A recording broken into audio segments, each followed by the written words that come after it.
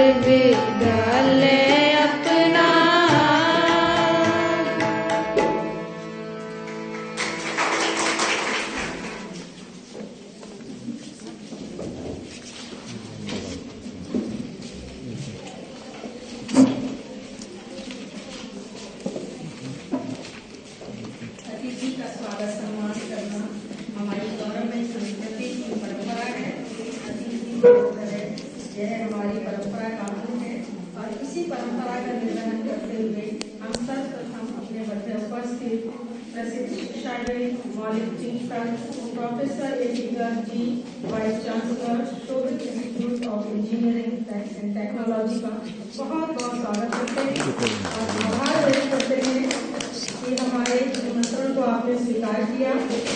हम कार्यक्रम की अध्यक्षा, हमारे कॉलेज की प्राचार्य, हमारे रिसोर्स पर्सन J.S. भारद्वाज जी आ गए हैं। हम आपका बहुत अभिनंदन करते हैं।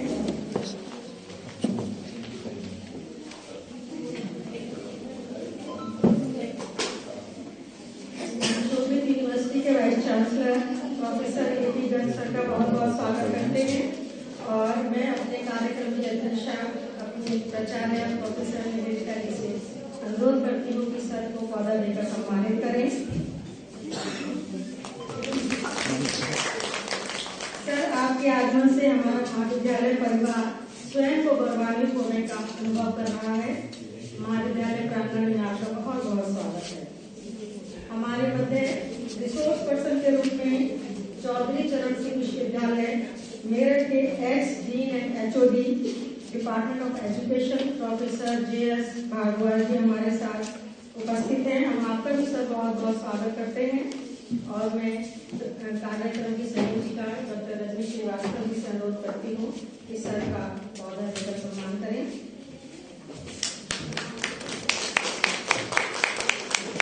आजकल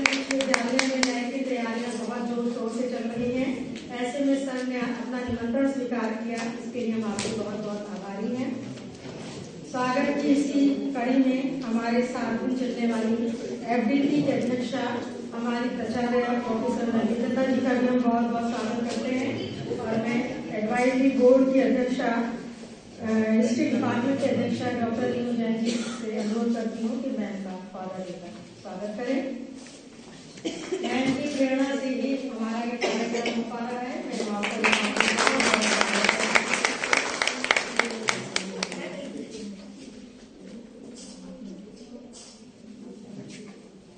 थैंक यू मैम। स्वागत की इसी परंपरा में मैं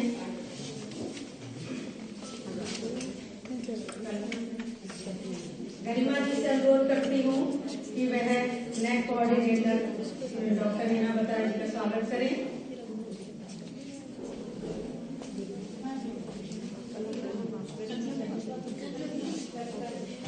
गरिमा मैम प्लीज।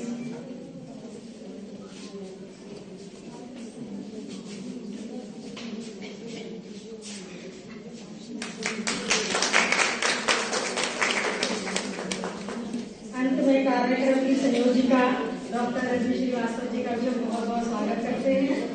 और मैं सोनिका जी से अनुरोध करती हूँ कि रजनी जी का फादर देकर सम्मानित करें।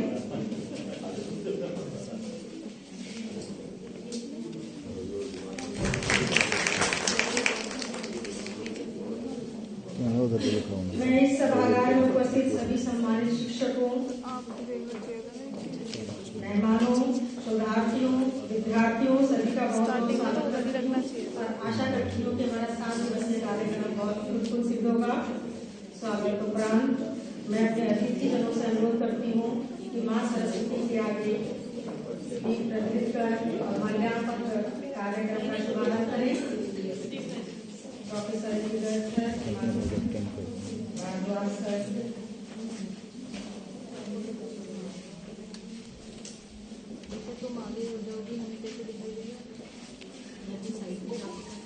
मैम इसे बीच में तो सेंटर में रखा हुआ है ना।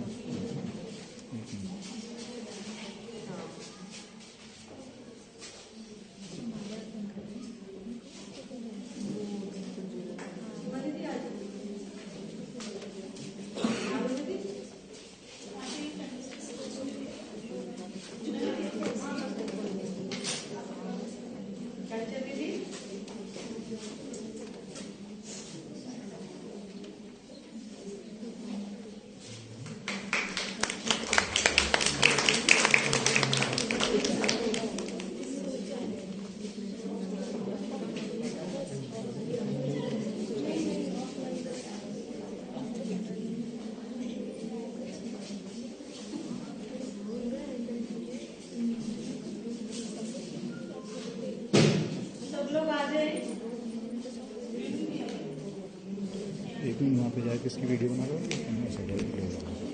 निकलने की दिक्कत हो रही है। चलो जो पकड़ो इसमें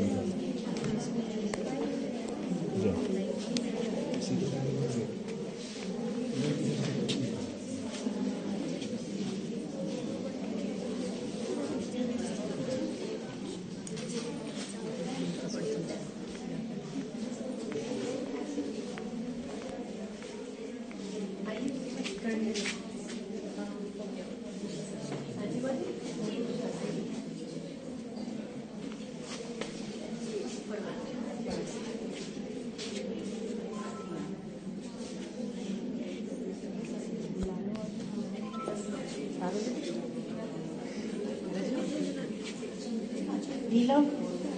नीलम मैम आइए।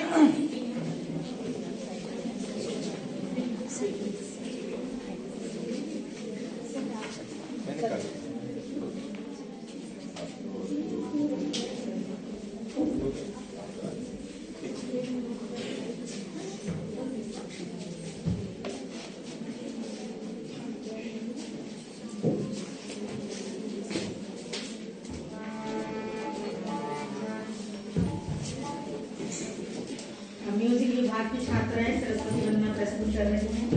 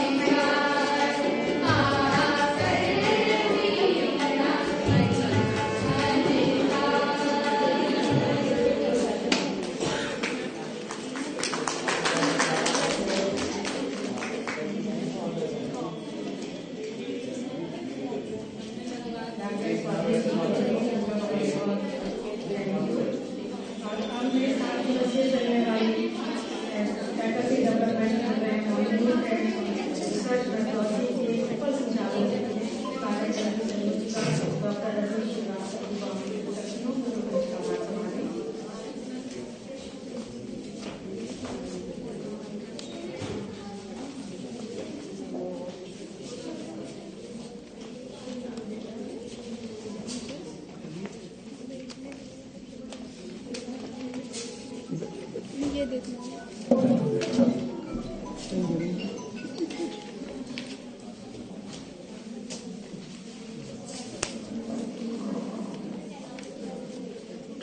महाविद्यालय के इस सभागार में आप सभी का बहुत बहुत स्वागत है।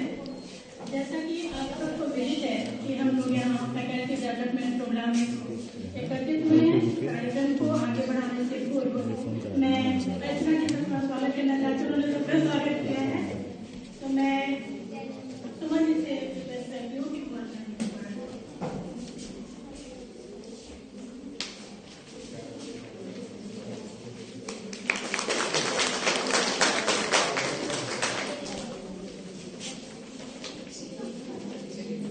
मंच पे उपस्थित सम्मानीय अतिथि का मैं सबसे परिचय देना चाहूंगी। Professor AD. गर्ग जी वर्तमान में ट्रॉपिक इंजीनियरिंग टेक्नोलॉजी में कुलपति पद पर आते हैं। आपने 1975 में एमएससी और 1981 में पीएचडी की उपाधि प्राप्त की। आप चौधरी चरण सिंह विश्वविद्यालय के माइक्रोबायोलॉजी विभाग के संस्थापक प्रमुख और पूर्व प्राध्यापक रहे हैं। आप जयपुर राज्य विश्वविद्यालय में प्रो वाइस चांसलर के रूप में कार्यरत रह चुके हैं। आपने 40 से अधिक शोध कार्य करवाए हैं, 75 से अधिक एमफिल कोर्स करवाए हैं। आप 150 से अधिक राष्ट्रीय और अंतर्राष्ट्रीय जर्नल पेपर करवा चुके हैं। आपने 200 से अधिक सेमिनार और वर्कशॉप में प्रतिभागिता की है। आपका शोध protection of human hair against fungal infection बहुत उत्कृष्ट और उल्लेखनीय है। आप जैसे विद्वान के बारे में कुछ भी कहना कागज में सागर को माने लायक है। मैं आपका बहुत बहुत स्वागत करती हूँ और मैं प्राचार्य मैम से अनुरोध करती हूँ कि आपका सम्मान मोमेंटो देने का सर 5 मिनट है।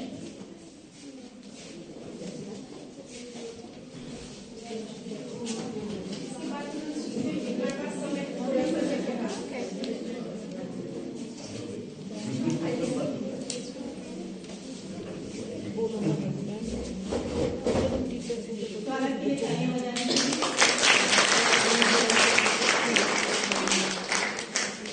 सर आपका इस महाविद्यालय परिवार में बहुत बहुत स्वागत है।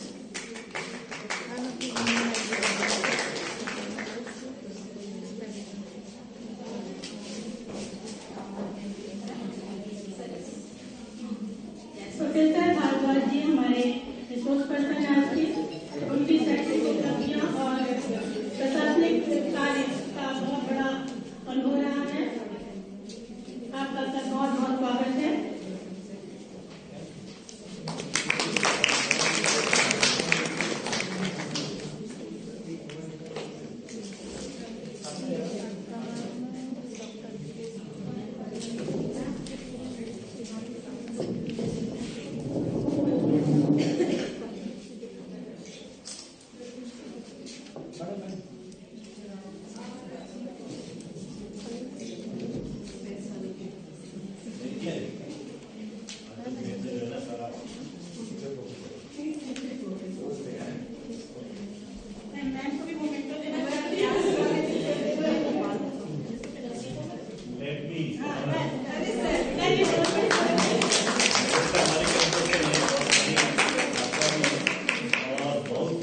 वंडरफुल स्पीकर भी नहीं। मैंने इनका स्पीच कई बार सुनी थी जब ये छात्र थी और मैं शिक्षक था, तो सीधे वंडरफुल स्पीकर कभी आप इनके स्पीच आपने सुनी नहीं थी?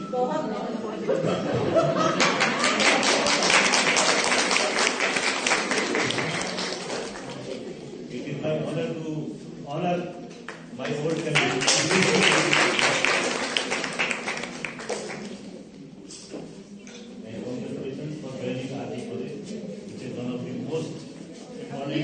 सम्मानित होने के बड़ा सम्मान। अब मैं कार्यक्रम को आगे बढ़ाते हुए professor AP.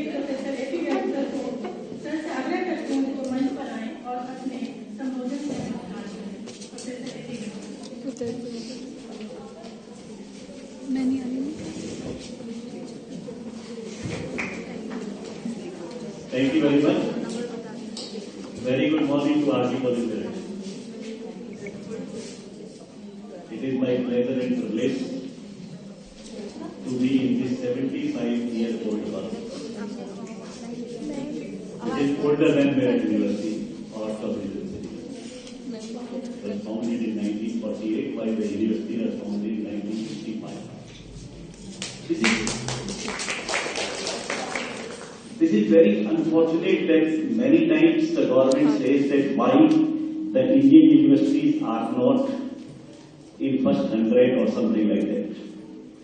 But the old heritage has been neglected everywhere. Recently, I was in Agra College, Agra, which is 200 years old, and the Agra University was founded in 1927. 105 years after the Agra College. It was very astonishing. If they wanted to make the university, then they should have made the Agra College at the Agra. Similarly, Meerut College, 1882, more than 100 years old. The first university of India, you know that it was founded in 1857, Calcutta University. And there I delivered a lecture, and I was happy to deliver the lecture on the 150-year-old table. So I would like to request Nivedita that she should find out something which is 75 years old in this college. And that should be projected as the heritage of the college, so that the people can feel pleasure and honor that this is a wonderful thing. So the second thing, I would like to congratulate Nivedita to join this premier college of CCS University, because when I was studying in IT College Bhubaneswar in 1971, then we had a competition with RG College only.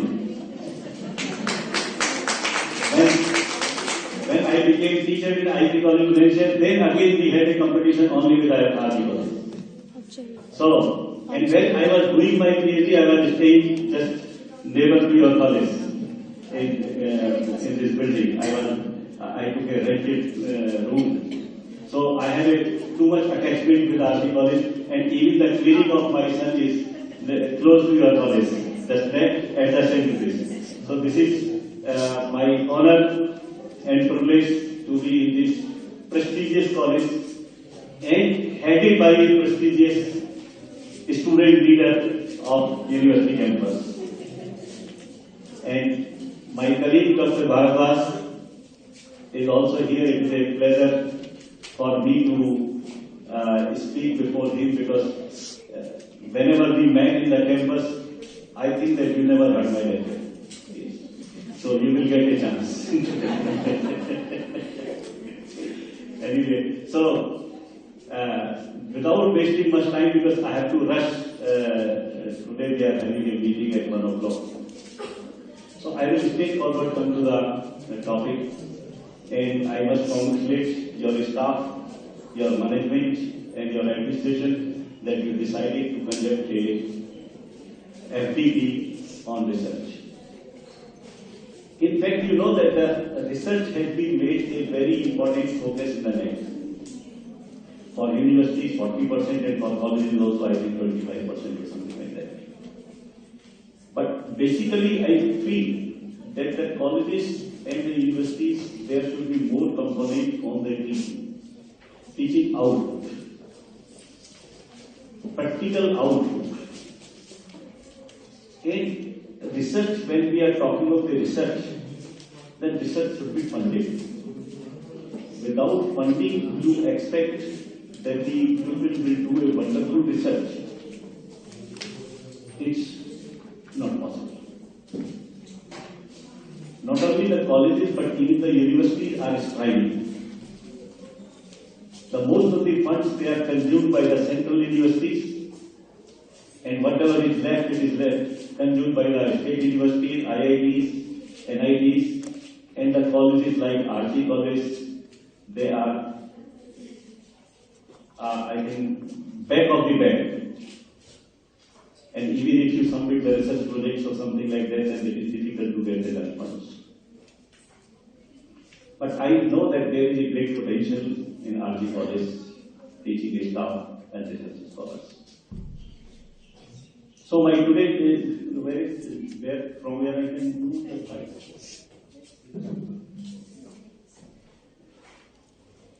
Okay, so my main focus will be that you interact with me, because you all know that how to do the research. So my main purpose will be that how you can remove your confusions. If we know what we were doing, it wouldn't be called research, would it? This is the basic. जो हम जानते हैं अगर वो उस पर research कर रहे हैं तो वो रिसर्च नहीं है.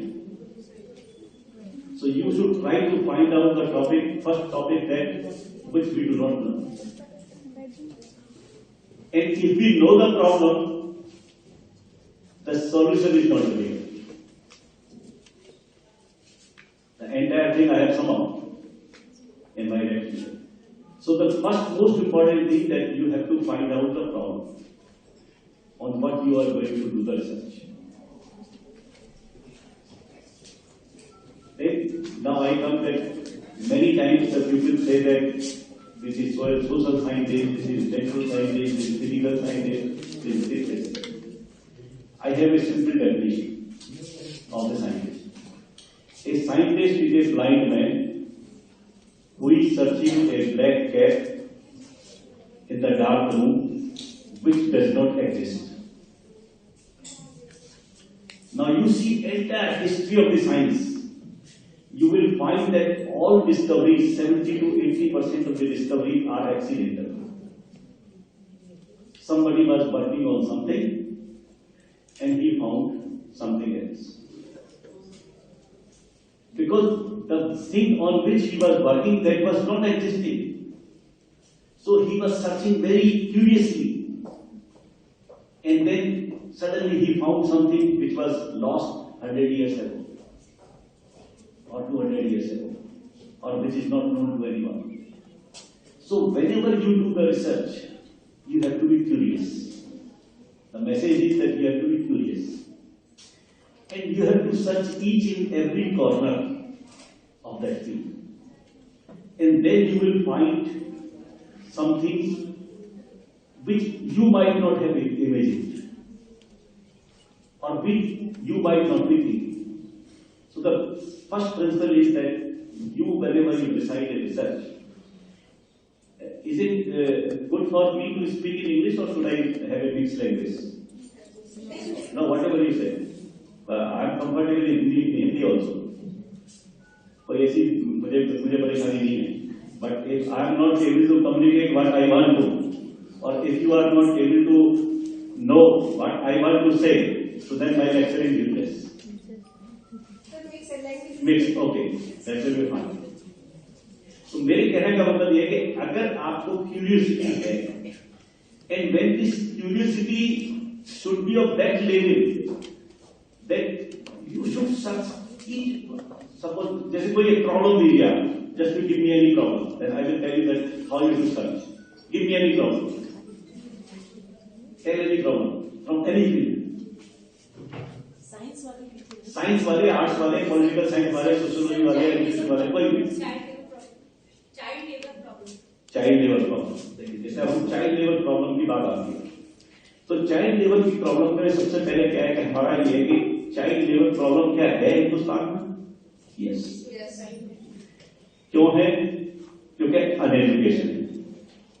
तीसरा फैक्टर क्या है कि जो पेरेंट्स हैं उनके पास इनकम कम है. इन फैक्टर्स को सबको आप एलिमिनेट करें, सबको एलिमिनेट करके ये ऑलरेडी नोन है. अब आप आइए इसके सॉल्यूशन के ऊपर कि इसका सॉल्यूशन क्या है, समाधान क्या है. समाधान के लिए आप कहेंगे कि सब सरकार उनको पैसा दे, ठीक है, एक तो समाधान ये है. लेकिन सरकार पैसा कहां से दे? हम टैक्स देना नहीं चाहते, सरकार कहां से लाएगी? दूसरी बात यह है कि मान लीजिए सरकार ने चलिए कहीं से लाया, दी कहीं कुछ पॉलिटिकल एजेंडा उसका हुआ, उसने दिया कहीं कुछ चीजें, तो क्या वो चाइल्ड के वेलफेयर में खर्च होगा? जैसे मान लीजिए सरकार कह रही है कि अब आपका मिड डे मील चलाया जाए, मिड डे मील चल नहीं रहा है, लेकिन कितनी जगह ठीक चल रहा है। दूसरी बात मैं कहता हूं सिर्फ मिड डे मील की जब आप बात करते हैं, आपने मान लिया 12 रुपया 15 रुपया आपने सरकार ने दिया, do you think that this money is enough? अब आप कॉलेज से प्रिंसिपल से एक्सपेक्ट करते हैं, टीचर से एक्सपेक्ट करते हैं कि वो खाना भी बनाएंगे, ये भी देंगे, सर्व भी करेंगे और क्वालिटी भी अच्छी होनी चाहिए और पैसा हम देंगे नहीं। तो you should be frank enough कि आप सही बात को पकड़े, सही बात को पॉइंट आउट करें और सच्चाई कहने की आपके अंदर हिम्मत होनी चाहिए। लेकिन सच्चाई आप कहेंगे तो क्या होगा? यू विल बी एलिमिनेटेड, आपके कॉलेज को अगले साल ग्रांट नहीं मिलेगी। ठीक, तो अब आपको क्या करना चाहिए? You should find out some people, social political, उन्हीं को खुद को भैया जरा एक दिन आओ, एक दिन जरा यहाँ पे इतने पैसे में खाना बना के देता हूं,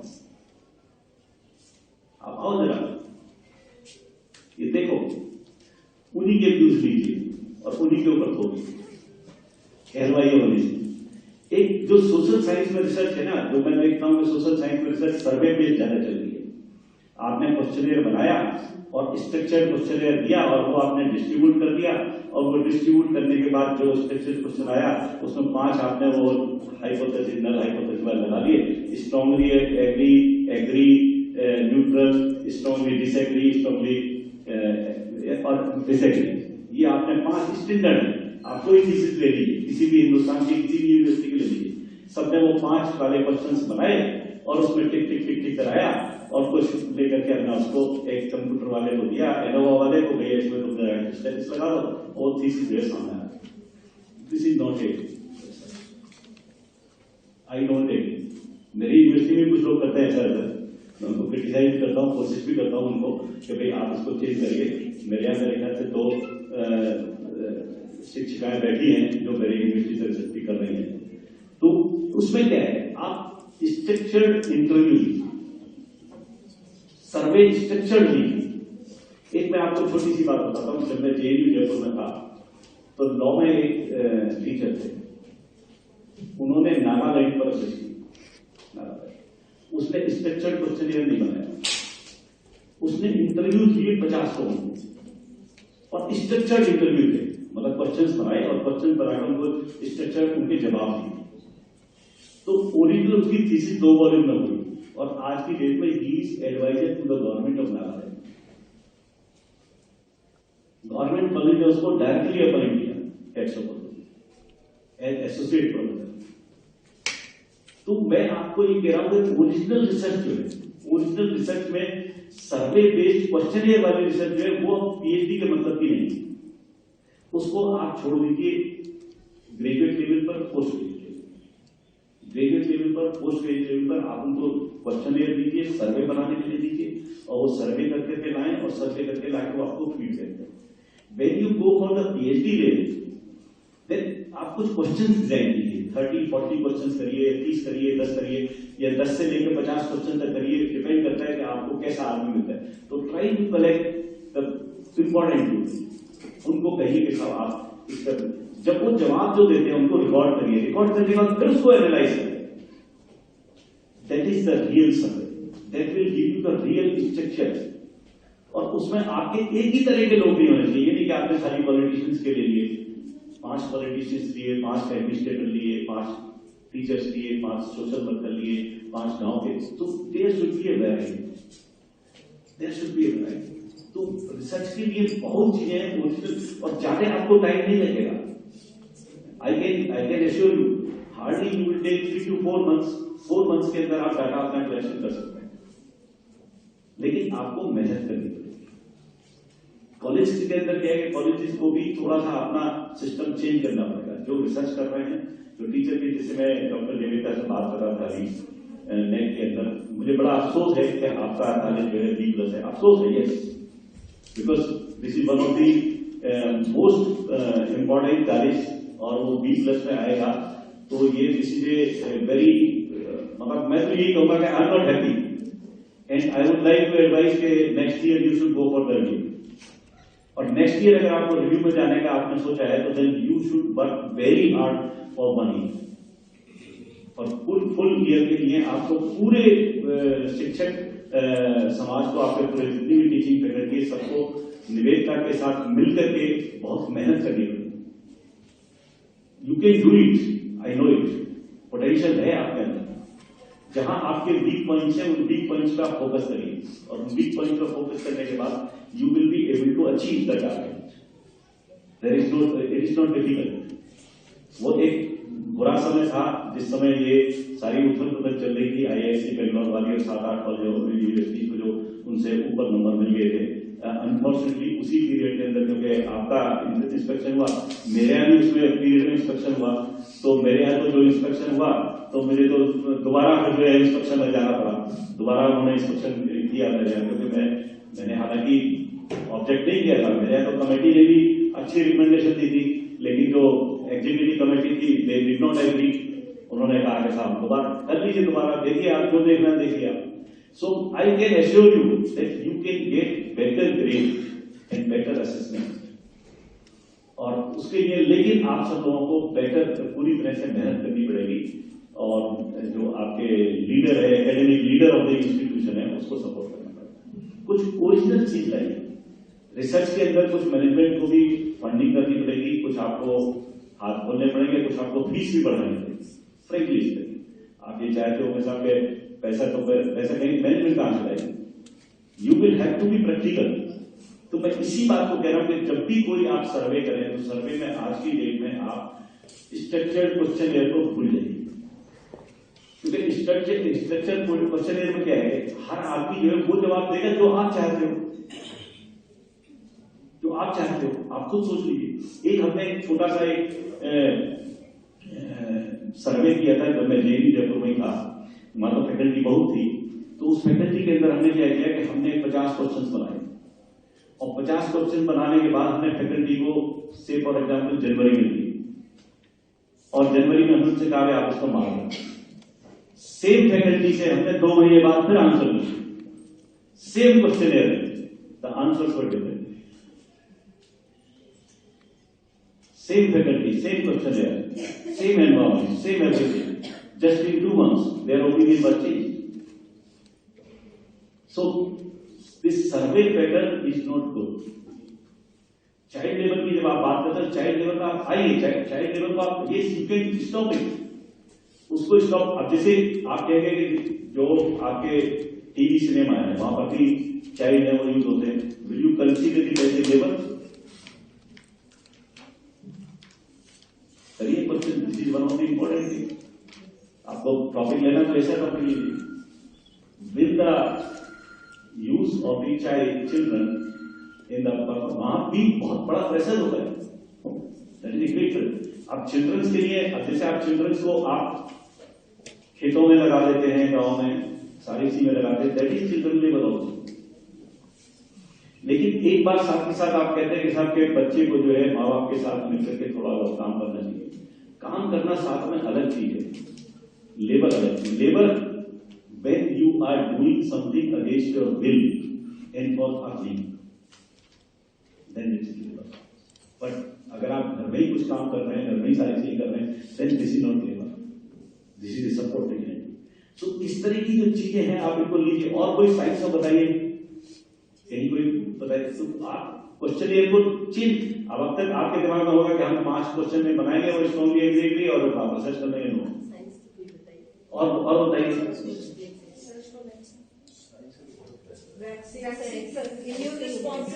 इम्यून रेस्पॉन्स का है, जैसे इम्यून रेस्पॉन्स का है। इम्यून रेस्पॉन्स का आज की डेट में क्या है कि देखिए, अब एक इम्यून रेस्पॉन्स में अभी हम लोगों ने एक एक्सपेरिमेंट किया था, डॉक्टर सुखमीर सिंह जो मेडिकल कॉलेज में प्रोफेसर हैं, उनके साथ मिलकर के हमने एक्सपेरिमेंट किए थे कि सब जो योगा है, योगा करने से कोविड-19 की जो वैक्सीन हमने दी है लोगों को, क्या उससे इम्यूनिटी बढ़ रही है? तो कुछ लोगों को हमने योगा कराया, कुछ लोगों को योगा नहीं कराया, और जो आपके वैक्सीन उनको दी गई थी सेम किया, और फिर उनकी खाली हमने क्या एंटीबॉडी टाइटर देखा। एंटीबॉडी टाइटर आप देख सकते हैं, आप अपने यहां नहीं देख सकते। एंटीबॉडी टाइटर जो है, this is not a difficult technique, this is very simple technique, very simple technique. Just आपको रेफ्रिजरेटर चाहिए, एक छोटा सेंट्रीफ्यूज चाहिए, वो आपके आर्मी बॉडी में है, आई नो इट, क्योंकि मैंने देखा है खुद कि ये चीजें हैं। तो जस्ट आप सैंपल लीजिए, सैंपल लेने के बाद उसको फ्रिज में रखिए, आपका प्लाज्मा मिल जाएगा। सेंट्रीफ्यूज करने के बाद अब आप उसकी एंटीबॉडी टाइप निकाल लीजिए। जस्ट आपको बहुत सारी फूड, जैसे आपके यहाँ तो बहुत गर्ल्स हैं, बहुत सारे, सबको वेजिटेरियन फूड दीजिए उसको, किसी को आपको 1 महीने उसको एक ही डाइट पर रखना पड़ेगा वॉलंटियर्स को, क्योंकि 1 महीने के अंदर जब आप एक सेम डाइट रखेंगे तो 1 महीने के अंदर सेम डाइट रखने का बात है कि जो इम्यून रेस्पॉन्स है आपका that will activate, it will take time.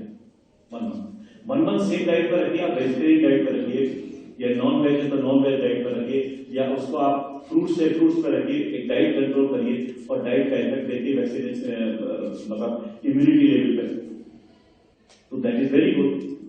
तो आपको एक्सपेरिमेंटल डिजाइन करना है, और एक्सपेरिमेंटल डिजाइन जब आप, जैसे आपने प्रॉब्लम, आपने वेरी गुड प्रॉब्लम जो आपने सेलेक्ट की, प्रॉब्लम अच्छी है, और उसका स्ट्रेटेजी आपको डिसाइड करनी है कि कैसे आप अपनी जो आपके पास फैसिलिटीज हैं, whatever the facilities you have in your own college, at your own place, उन मिनिमम फैसिलिटीज को यूज करके आप उसको कैसे आप उसको सॉल्व कर सकते हैं प्रॉब्लम।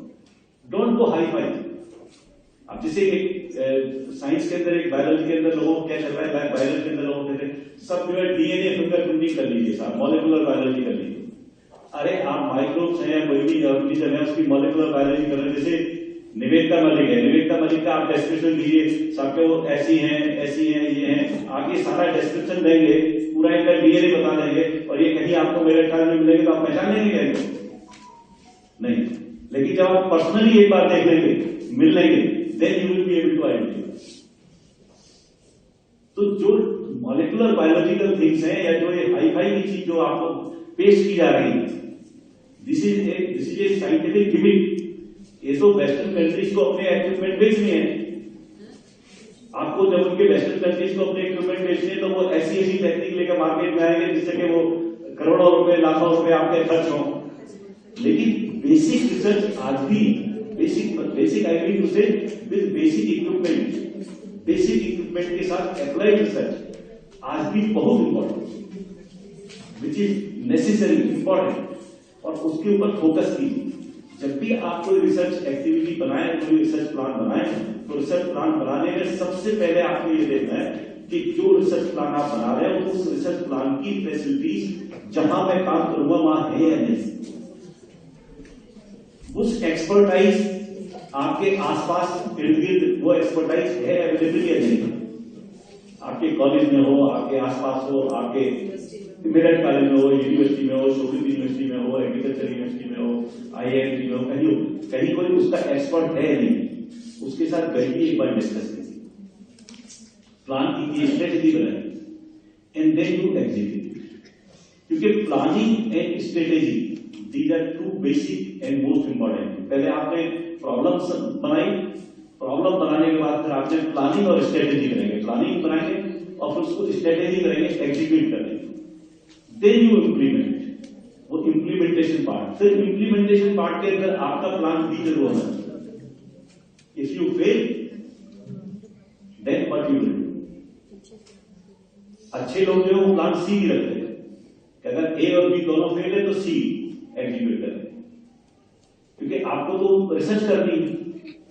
तो रिसर्च करने के लिए जब तक आप प्लानिंग नहीं रखेंगे, जब तक आप स्ट्रेटेजी नहीं बनाएंगे, तब तक मैं भी आऊंगा, कोई भाषण दे जाऊंगा, आपको क्लास से पता चलेगा, कहीं से आप डाउनलोड कर लीजिए, पीपीटी डाउनलोड कर लीजिए, वो पॉइंट्स लिख लीजिए, ये करिए, उससे कोई फायदा नहीं। You have to be very meticulous, you have to be very inquisitive, you have to be very innovative, and you have to plan practically, you have to plan practically, you have to plan. तो जैसे मैंने आपको दिया, I think it is fair enough this you can do it here in army college. और कोई बताइए कोई topic जिसमें कोई भी टॉपिक नहीं किया, so I can, because I know that most of the things what you have in army college और which the people near by area में जो जिन लोगों के पास है एक्सपर्टाइज है, मेरी काफी लोगों से मुलाकात होती रहती है, मिलते रहते हैं, हम लोग मिलते हैं, तो यही बात करते हैं। Any no topic then I will, yes, Women's health and fertility. yes, women health and fertility family planning, this is also a most important topic. ऐसे टॉपिक्स हैं जो बनने हैं जिसके ऊपर लोग काम नहीं कर रहे हैं। अब देखिए वुमेन हेल्थ और फर्टिलिटी प्रॉब्लम में जैसे आप देखते हैं कि जैसे आपके IVF ट्रेनिंग आगे जाती है, ठीक है। IVF तो आप समझते हैं, सरोगेसी भी आप समझते हैं, मुझे उसको जानने की जरूरत नहीं, लेकिन वुमेन हेल्थ जो है this is extremely important in the sense कि फर्टिलिटी जब होती है, फर्टिलिटी के टाइम पर क्या है कि अगर वुमेन की हेल्थ ठीक नहीं है तो चाइल्ड भी आपका हेल्थ नहीं होगा। और वुमेन हेल्थ के टाइम पर, प्रेगनेंसी के टाइम पर आप लोगों ने सुना होगा, तो हमारे दादा दादी नाना नानी कहते थे कि लेडी को हर तरह का फूड खाना चाहिए, सारे फूड खाए, सारे फ्रूट्स खाए, सारे वेजिटेबल्स खाए, सब चीज खाए। क्यों खाए सारी चीजें खाने का मतलब ये होता है कि जो आपकी बॉडी में चाइल्ड होता है, चाइल्ड जो डेवलप होता है, चाइल्ड को अगर एक भी कोई चीज नहीं मिलेगी उस न्यूट्रिशन और जो भी बैक्टीरिया, तो child will be deficient in that particular type of the biomolecules. जैसे आपने विष कन्याओं का नाम सुना है ना, हम लोगों की वैदिक माइथोलॉजी में, तो विष कन्याएं होती थी, या शुरू में जैसे अगर आप नमक ना खाएं, आपको सिंपल चीज बताता हूं, आप नमक ना खाएं तो आपका जो ब्लड है सारा का सारा वो पॉइजनस हो जाएगा। और नमक जो लेडी नहीं खाएगी उनका बच्चा जो होगा वो भी पॉइजनस होगा।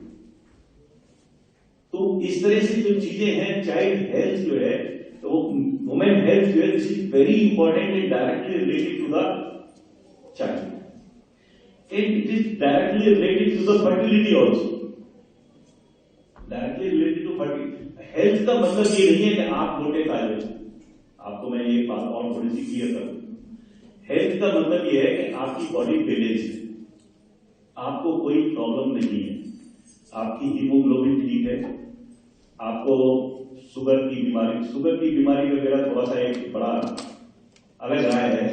जो मेडिकल डॉक्टर्स हैं या फार्मासिस्ट हैं या जो साइंटिस्ट हैं, वो कहां से ले आए ये कि 110 आपकी जो है शुगर होनी चाहिए, फास्टिंग होनी चाहिए, 130, मतलब अभी तक कोई साइंटिफिक स्टडी जैसी नहीं है। मैं आपको सही बताऊं, let me tell you very frankly, there is no scientific study in the world even today जो ये कहती हो, जिसने ये पैरामीटर फिक्स किया हो कि 100 आपका जो है sugar level, glucose level, molecular level है फास्टिंग में, तो आप डायबिटिक नहीं। कोई साइंटिफिक स्टडी नहीं, ये सब जो स्पॉन्सर्ड रिसर्च है, सब इंडस्ट्री वाले जो है स्पॉन्सर कहते हैं, पैसा देते हैं और कहते हैं भैया तुम्हारा रिसर्च पेपर जो छापना है उसमें ये लिखना, और रिजल्ट पहले से होता है। अब इसी तरह से बीपी का है, ब्लड प्रेशर का है, उसमें भी कोई रिसर्च नहीं इस तरह की, साथ कितना बीपी होगा उसे, ये सब जो है फार्मा, जिसे मैं कहता हूं कि white sugar is white poison, this is research. जो शुगर आप लेते हैं white sugar, this is white poison. White poison क्यों है कि जो शुगर को जो हम क्लीन करते हैं, तो क्लीन करने के टाइम पर सल्फर डाइऑक्साइड यूज करते हैं, वो सल्फर डाइऑक्साइड के जो मॉलिक्यूल्स हैं वो शुगर के क्रिस्टल के ऊपर रह जाते हैं, और जब शुगर को आप पानी में डालते हैं तो वो पानी से मिलकर के वो सल्फ्यूरिक एसिड और सल्फ्यूरिक एसिड बनाते हैं, और सल्फ्यूरिक एसिड और सल्फ्यूरिक एसिड आपके स्टमक में जाएगा तो naturally it will cause the death, it the white poison. इसीलिए शक्कर है, गुड़ है, वो दैट इज बेटर, उसमें हम क्लीनिंग एजेंट जो है हम सल्फर डाइऑक्साइड यूज नहीं करते। अब आपकी बात आ गई कि जो आपकी हेल्थ है, हेल्थ का मतलब ये नहीं कि आप बहुत मोटे खा रहे हैं, हेल्थ का मतलब है कि आप 12 to 14 आवर्स आपका ब्रेन परफेक्टली काम कर रहा है, आप बॉडी आपकी काम कर रही है, आप एनर्जेटिक हैं, आपको थकान नहीं हो रही है, and you are working perfect. आपका माइंड और आपका हार्ट और आपकी बॉडी सब परफेक्ट कोऑर्डिनेशन है। जो आपका माइंड सोच रहा है वही आपकी बॉडी काम कर रही है, जो आपकी बॉडी सोच रही है वही आपका माइंड काम कर रहा है। दैट इज हेल्थ का पैरामीटर कोई और नहीं है। ब्लड शुगर है, ब्लड बीपी है, ये सारी चीजें जो है पैरामीटर से जो आते जा रहे हैं, ये सिम्टम्स हैं आपके, और ये सिम्टम्स आपके कब हो जाते हैं, जब आप 10 दिन के लिए, 1 महीने के लिए बिस्तर में पड़ जाएंगे, you will feel that you are sick. मैं तो, मुझे गए हुए करीब 7 साल हो गए और अभी भी आई फील क्वाइट एनर्जेटिक। अभी भी मैं दिन में नहीं सोता हूँ, 12 से 14 घंटे मुझे काम करने में आनंद लगता है। तो आप जितने आपके न्यूरॉन्स आपके काम करते रहेंगे, जब तक आपके न्यूरॉन्स काम कर रहे हैं, जब तक आपकी बॉडी काम कर रही है। जिस दिन आपके न्यूरॉन्स काम नहीं करेंगे, बॉडी काम नहीं करेगी। न्यूरॉन्स जब तक काम करेंगे, जब तक आप काम उनसे लेना चाहेंगे। पूरी बॉडी के अंदर आपका ब्रेन ही एक ऐसा है जिसको जितना यूज करेंगे वो उतना ही ज्यादा फर्टाइल होगा, उतना ही ज्यादा फर्टाइल होगा। जितना आप इसको यूज नहीं करेंगे, ये उतना ही ज्यादा स्टेराइड हो जाएगा, डंप हो जाएगा। So use your brain, do the work and focus on the work. और इसको जिधर ले जाएंगे आप कंस्ट्रक्टिव में लगा दीजिए, कंस्ट्रक्टिव में रहेगा, डिस्ट्रक्टिव में लगा दीजिए, डिस्ट्रक्टिव में रहेगा। जो आप सोच लोगे, आप नेगेटिव थिंकिंग रखोगे, नेगेटिव एनर्जी आएगी, पॉजिटिव थिंकिंग रखोगे, पॉजिटिव एनर्जी आएगी। जो भी आप करोगे, मतलब ब्रेन के अंदर, वो आपके ऊपर है। जिससे मैं कहता हूं ना कि man is killed by his own mindset, in the similar way as the iron is spoiled or iron is lost by its own rust। Iron की तो अपनी रस्ट से खत्म होती है, हम थोड़ी इसको खत्म कर पा रहे। ऐसे ही आपका है। तो आपकी जो माइंड सेट है, your mind set is responsible for your body health. Mind set, अब मैं माइंड सेट से आपको बताता हूं। अब जो रिसेंट रिसर्च है वो ये कहती है, पहले क्या कहते हैं, हम कहते हैं कि माइंड जो है आपकी पूरी बॉडी को कंट्रोल कर रहा है, but now the thing is different. जो रिसेंट रिसर्च है 2020, वो ये कहती है कि जो गट है आपका, जो आपका स्टमक है, गट जो है, गट के अंदर जो माइक्रोब्स हैं, क्योंकि जो डाइजेशन है पूरा का पूरा आपका बॉडी का, that entire digestion is because of the microbial health. जो माइक्रोब्स, और माइक्रोब्स की पॉपुलेशन किससे होती है? जैसा अन्न वैसा मन। जैसा आप खाओगे वैसा ही आपका मन होगा, और मन कैसा होगा? जैसे माइक्रोब्स आपके स्टमक में होंगे। अब जो रिसर्च है वो कहती है गट से सिग्नल ब्रेन में जाता है और ब्रेन से पूरी बॉडी में जाता है।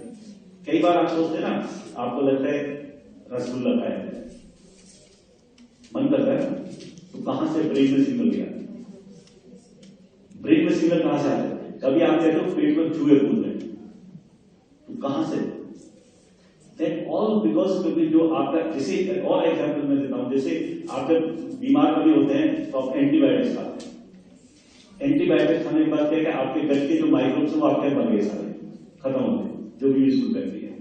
आप देखते हो 8 से 10 दिन तक आपको कुछ अच्छा नहीं लगता, खाने को मन नहीं करता, मन आपका ऐसा खराब रहता है। क्यों? बॉडी तो आपकी वही है भाई, घर में भी आप उसी में रह रहे हो, खाना भी वही है। क्या चेंज हुआ आपकी बॉडी में?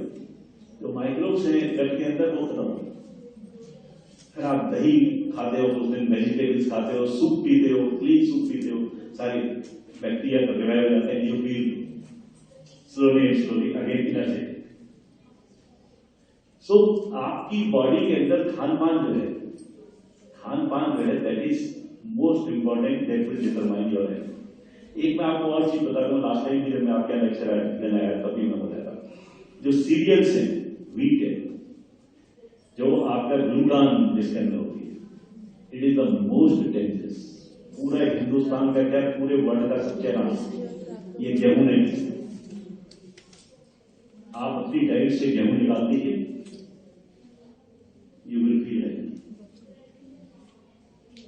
कम कर दीजिए, क्योंकि इसके अंदर क्या है कि जो ग्लूटान होता है, ग्लूटान जब हमारी बॉडी के अंदर जाता है स्टोमक के अंदर, तो स्टोमक की जो लेयर है, स्टोमक की जो अंदर वाली बाल है, उस पर जाकर चिपक जाता है, और ये it becomes a ball between your microbial flora and your gut stomach. तो जब उसमें बाल की तरह से काम करता है, तो फिर क्या है कि आपके जितने एंजाइम्स माइक्रोब से सीक्रेट हो रहे हैं वो भी आपके बाहर तक नहीं आते, और जो आप खाना खा रहे हो वो भी एब्जॉर्ब नहीं होता, वो भी कम एब्जॉर्ब होता है। तो आप जितना आप ग्लूटान फ्री डाइट लेंगे, अभी इसीलिए आप देखिए 2023 has been declared as the international year of the millets.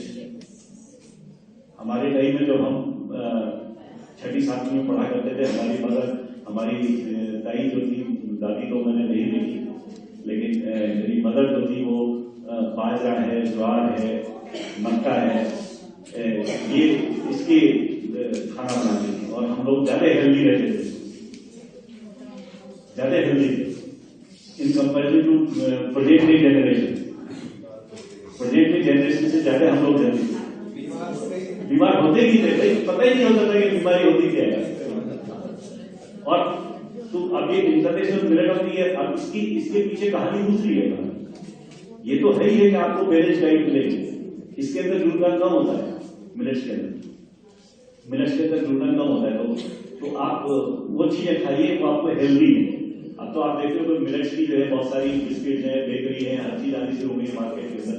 Bajra I think it is more expensive than gehun and other things. हमारे कहीं में तो क्या होता था, गेहूं की रोटी उस दिन बनती थी जिस दिन को त्योहार होता था, समझे। It was a luxury, it was considered as a luxury. और आज की डेट में क्या है कि bajra is a luxury, sorghum is a luxury, समझे। So the values are changing, oats is a luxury.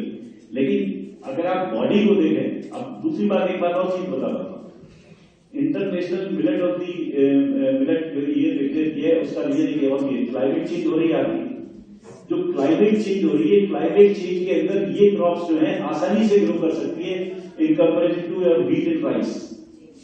Wheat और राइस के लिए ज्यादा आपको पानी चाहिए, इनके लिए ज्यादा पानी की जरूरत नहीं।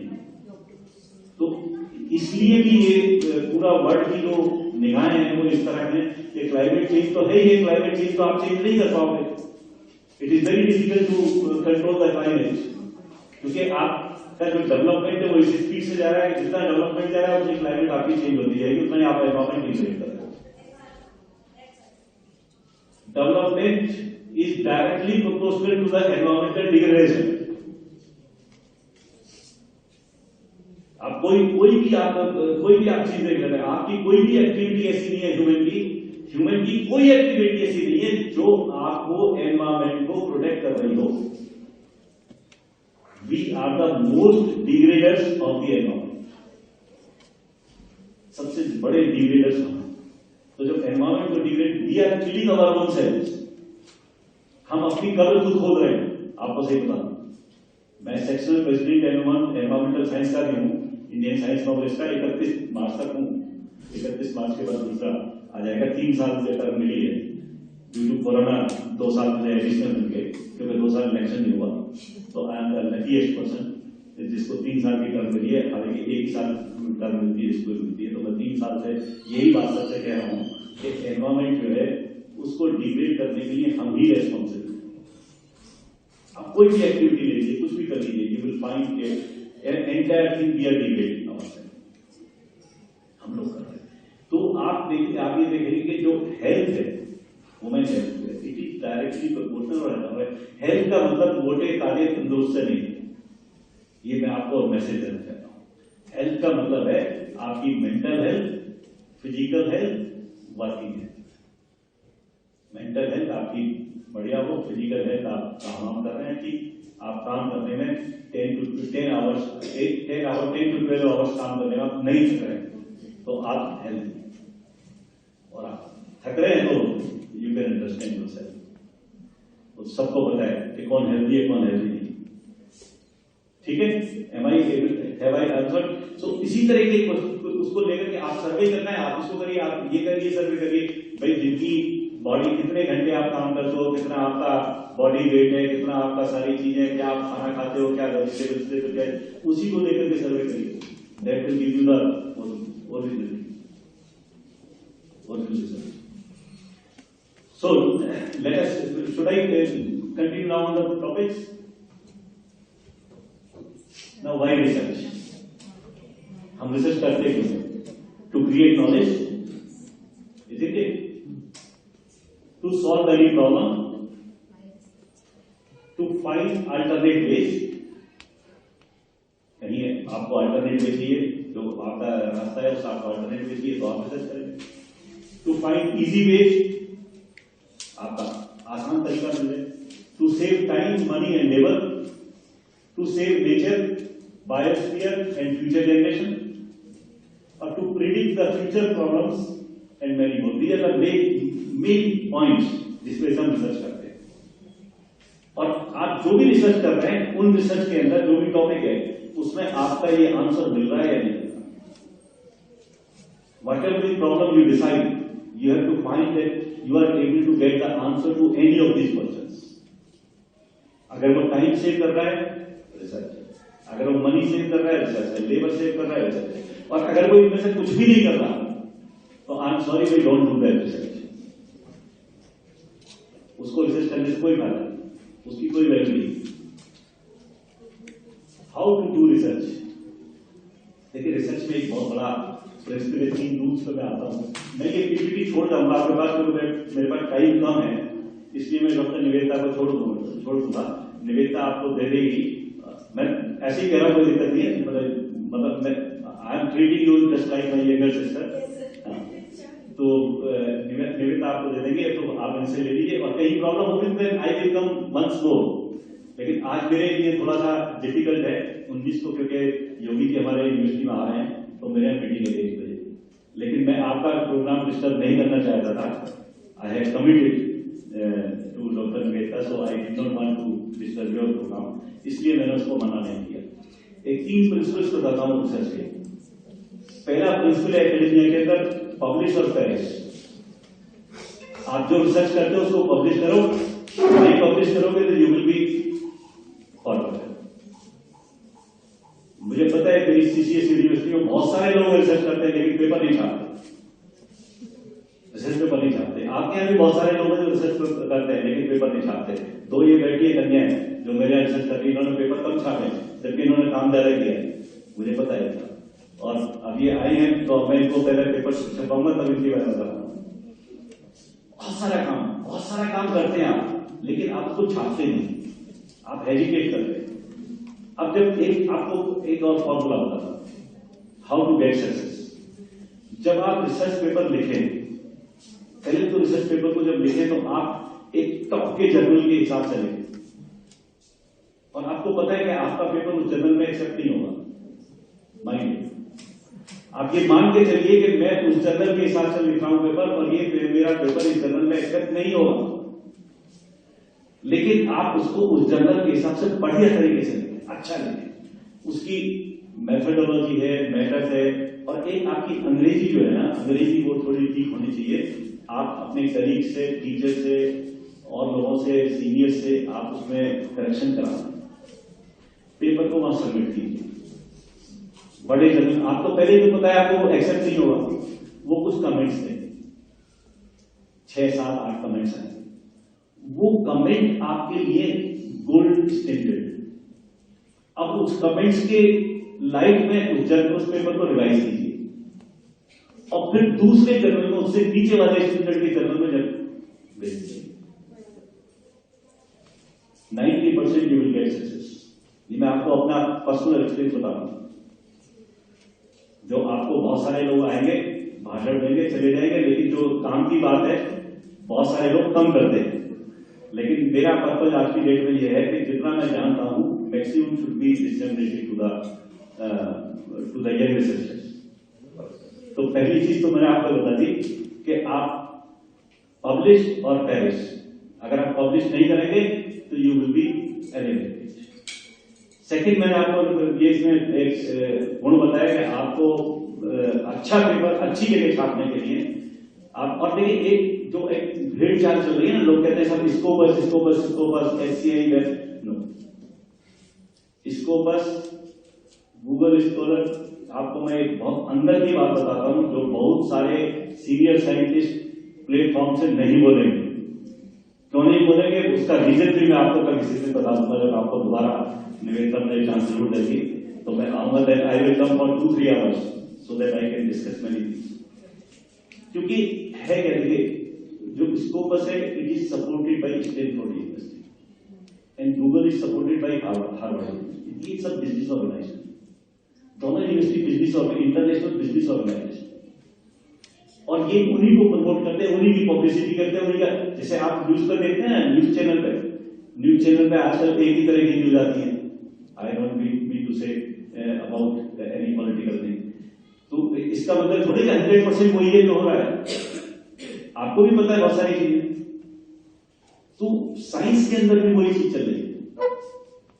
तो पब्लिश आप ऐसी जगह करिए जो आपका ओपन एक्सेस हो। ओपन एक्सेस का मतलब है वो journal anybody can trace, anybody can read, anybody can download, anybody can read it anywhere.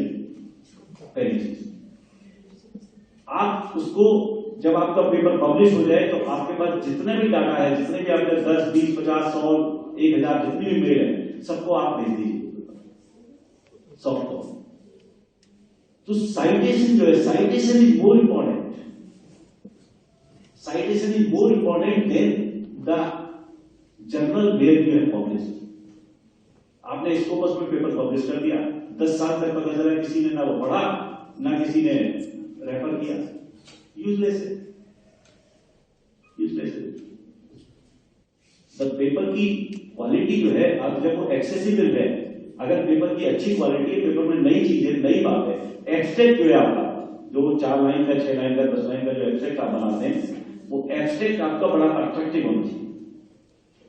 Extract should focus, जो मेरी पहली वाली स्लाइड थी, जो मैंने कहा कि ये आंसर आपके नहीं है, एक्सट्रैक्ट के अंदर उन क्वेश्चंस के आंसर होने चाहिए।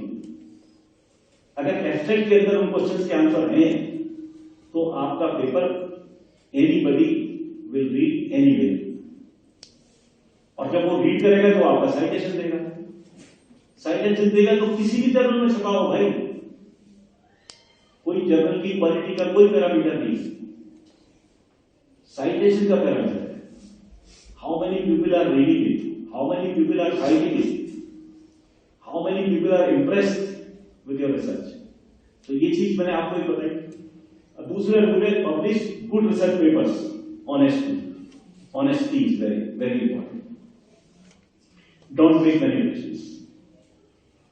ये नहीं कि भाई आपने एक जनरली क्या होता है, जब आप सिनॉप्सिस सबमिट करते हैं तो सिनॉप्सिस सबमिट में कहते हैं कि we will collect the data from 500। पर कैसे आपके पहले से सोच सकते हो 500 से ही आप करोगे भाई? और फिर जब पीएचडी की थीसिस आती है उसमें भी 500 लिखा होता है। मुझे तो वो थीसिस जिसमें एग्जैक्टली फिगर 500, 300, 400 लिखी होती है, मैं तो आई एम सॉरी टू से, मैं उसको मान के चलता हूँ 100% मिले। इट इज नॉट पॉसिबल कि आपको एग्जैक्ट फिगर जो है वो मिल जाए। जब आप डाटा कलेक्ट कर रहे हो, रैंडम सर्वर से मिलेगा, रैंडम सैंपलिंग कर रहे हो, तो आप यू डू नॉट नो, आपने मान लो 1000 को आपने भेजा, 1500 को आपने भेजा, उसमें से कितने लोगों ने रेस्पॉन्ड किए, जितने लोगों ने रेस्पॉन्ड किया उसमें से जरूरी नहीं कि सबने सारे क्वेश्चन रेस्पॉन्ड किए हों, कुछ क्वेश्चन को आप एलिमिनेट भी करेंगे। फिर कई बार होता क्या है, मेल फीमेल की पॉपुलेशन आप बराबर बना देते हैं कि 50 मेल दिए हमने, 50 फीमेल दिए। फिर आप, मैं ऐसा देखता हूं कि 50 आपने सेकेंडरी स्कूल से दिए, 50 ही आपने। तो ये जो चीजें हैं ना, don't do any manipulations, whatever is the right thing, make it present. आप तो परसेंटेज में एक्सप्रेस कर रहे हो ना, तो परसेंटेज में जब एक्सप्रेस कर रहे हो तो whatever is the number carries no meaning, number carries no meaning, percentage is the very important. Statistics आप कराते ही, तो आप ऑनेस्टली जब आप इस तरह की चीज करते, मैं आपको फ्रैंकली बता रहा हूं, जो लोग सीनियर लोग हैं, जब पढ़ते हैं और जब वो देखते हैं अच्छा 500 का डाटा ठीक है, all right, they don't go through that. You should be honest. Honesty जब आप रखेंगे डाटा के अंदर, रिसर्च के अंदर, तो दैट विल कैरी मीनिंग। तो कोई मैनिपुलेशन मत करें, जो भी है। Research on the topic of national and international issues. This is the third principle. National international issues हो, लेकिन लोकल इश्यूज भी आप ले सकते हैं। जैसे मान लो मेरठ में आप रिसर्च कर रहे हो, तो मेरठ में आप करेंगे गन्ना किसान है, गन्ना है, गन्ने की हम जो फसल है उसमें कैसे जो उसकी बीमारी है उसको कैसे कंट्रोल करें। मेरठ के अंदर जैसे एक हमारे यहाँ हिंदू मुस्लिम पॉपुलेशन करीब बराबर है ऑलमोस्ट, तो कैसे वो मैनेज करते हैं, हाउ दे आर। हमारे तो बहुत चीजें सिंपल है, और आप अगर कहीं और जाएंगे तो वहां आपको पता चलेगा कि, तो आप कंपैरिजन ऐसे इश्यूज को लीजिए जो नेशनल इंपॉर्टेंट है, जिससे नेशनल इंपॉर्टेंस का, बाढ़ आती है, हर साल आती है, लेकिन कोई इस पर रिसर्च नहीं करता। आप बताइए, कोई आपने रिसर्च पेपर देखा बाढ़ क्यों आती है? मैं आपको सिंपल फंडा बता दूं बाढ़ क्यों आती है। भाई हमारे टाइम पे रिवर का जो लेंथ थी वो तो ठीक है, आज भी वही है। ब्रेथ कितनी होती थी? बहुत ब्रेथ होती थी। अब क्या है कि वो आपने सारी क्या जब गर्मी आती है, रिवर का पानी कम होता है, तो आपने नदी के सहारे सहारे आपने सारी कॉलोनी काट दी, कच्ची कॉलोनी काटी, फिर पक्की कर दी। अब आपने नदी का जो ब्रेथ है वो आपने कम कर दी, तो बरसात में पानी तो आएगा, तो बाढ़ नहीं आएगी तो क्या होगा भाई? आप तो उसके नदी के बेस में घुस रहे हैं। आप नदी के बेस में घुस रहे हैं, तो वो तो पानी तो वहां जाएगा, पानी कहां जाएगा? सिमिलरली आप जैसे आजकल तय हुआ है, आजकल करीब करीब 170, ये अभी एक है 170 जो तय हुए हैं, वो 140 कुछ अभी डाटा है कि इतने लोग इतने तय जो घूम रहे हैं, क्यों घूम रहे हैं भाई? आप उनके क्षेत्र में आप घुसे हो ना, आप उनके क्षेत्र में घुसे हो, उनका घर था ना, जंगल उनका घर था। अब उनके जंगल में आप घुसे हो, वो थोड़ी आपके यहाँ घुस रहे हैं। वो आपके घर में नहीं आ रहे भाई, डोंट थिंक वो आपके घर में आ रहे हैं, उनके घर में तो आप घुस रहे हो। तो नेचर को तो डिस्टर्ब आप कर रहे हो। तो जो नेशनल इश्यूज है, सारी चीजें इसी तरह से कोई भी इशू है उसको ऑनेस्टली डील करिए, ऑनेस्टली कहिए। आप लोग सुनेंगे लोग आपके बात, आप जब ऑनेस्टली बात करें, ऐसा नहीं है कि लोग नहीं सुनेंगे, they will listen to it. Forget about, आप रिसर्चर हैं, आप कोई पॉलिटिशियन नहीं है कि आपको किसी को प्लीज करना है या आपको वोट बैंक बनाने हैं। आपको वोट बैंक बनाने के लिए कोई काम नहीं करना, आपको किसी मंत्री जी से पैसा नहीं लेना, मत दो भाई। आपको जो you are a scientist, you are a researcher. Policy जो है, पॉलिसी बनती है हायर एजुकेशन इंस्टीट्यूशन से, यूनिवर्सिटी से। We are the policy makers, we are the policy principles makers. तो आप उसमें योगदान दीजिए, सही बात को कहिए। आप let the people ignore it. कब तक इन लोगों को इग्नोर करेंगे? करते रहिए इग्नोर। वन डे जब वो ड्राइंग रूम में बैठते हैं तो वो जरूर बात करते हैं, हाँ यस वो जो बात है सही है, भले ही वो प्लेटफॉर्म पर जाए। Where to begin the research, जिसमें हमने कहा कि सबसे पहले तो आपको प्रॉब्लम आइडेंटिफाई करनी है, और प्रॉब्लम आइडेंटिफाई करने के बाद जिसे आप प्रॉब्लम कैसे आइडेंटिफाई करें, जो कोई टॉपिक्स बताइए, कुछ 2-4 मैं आपको अपने टॉपिक्स क्लियर करता हूँ। एक तो topic fast food on adolescents. Fast food on adolescents मतलब जो एडोलेसेंट एज ग्रुप के बच्चे हैं, आजकल जो फास्ट फूड खा रहे हैं उसका क्या इफेक्ट? फास्ट फूड तो इसमें आप कैसी रिसर्च करना चाहते हैं? जैसे मतलब आप सर्वे वाली रिसर्च करना चाहते हैं या इसमें साइंटिफिक करना चाहते हैं? मैं आपको टॉपिक अभी क्लियर कर देता हूँ। साइंटिफिक करेंगे तो फिर आपको सबसे पहले वॉलंटियर्स लेंगे, तो आपका जैसे टॉपिक हो जाएगा स्टडीज ऑन फास्ट फूड,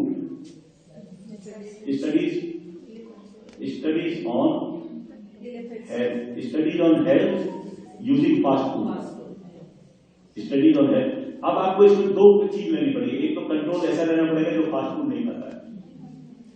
एक देखिए, जब भी आप ह्यूमन इन्वॉल्व करेंगे तब आपको एक सबसे बड़ी डिफिकल्टी क्या है कि हर ह्यूमन का जो फिजियोलॉजी है वो अलग है।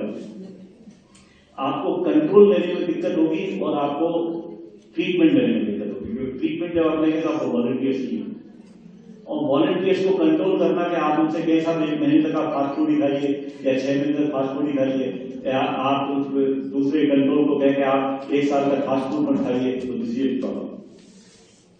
आप एनिमल मॉडल लेंगे तो एनिमल मॉडल में फिर आपको दिक्कत आएगी, आपको एथिकल क्लियरेंस चाहिए। आजकल जो एनिमल वेलफेयर सोसाइटी वाले हैं वो आप पे धावा खोलेंगे, वो आपको रिसर्च नहीं करने देंगे। तो मैंने आपको कहेंगे कि साहब आप कहां से सोचते रहते हो, आप फिश पे काम करिए। फिश, आप फिशरी एक शॉप पे घर में रखते हैं ना, एथिकल नहीं चाहिए फिश। उसके लिए एथिकल नहीं चाहिए। इसलिए मैं तो आपको अल्टरनेट बता रहा हूँ ना, क्योंकि भाई मैं भी झेलता हूँ, जब मैं झेलता हूँ तो मैं अल्टरनेट निकाल लेता हूँ। मैंने अभी 4-5 पेपर पब्लिश किए प्रोबायोटिक्स पे, तो क्योंकि शोभित यूनिवर्सिटी में एनिमल हाउस नहीं है तो मुझे तो सर्वाइव करना है भाई, पब्लिश नहीं करूंगा तो मैरिज हो जाऊंगा। और उसके लिए तो मैंने ये अल्टरनेट निकाला कि फिश पे काम करेगा, फिश को खाना दीजिए आप। तो आपने दो वो बना लिया आपकी, जो आप क्या कहते हैं एक्वेरिया। एक एक्वेरिया में फिश डाल दी जिनको आपने फास्ट फूड दे दिया, एक एक्वेरिया में डाल दिया आपने फास्ट फूड भी दे रहे हैं, और जो फिश का नॉर्मल खाना है उसमें मिक्स कर लीजिए फास्ट फूड को,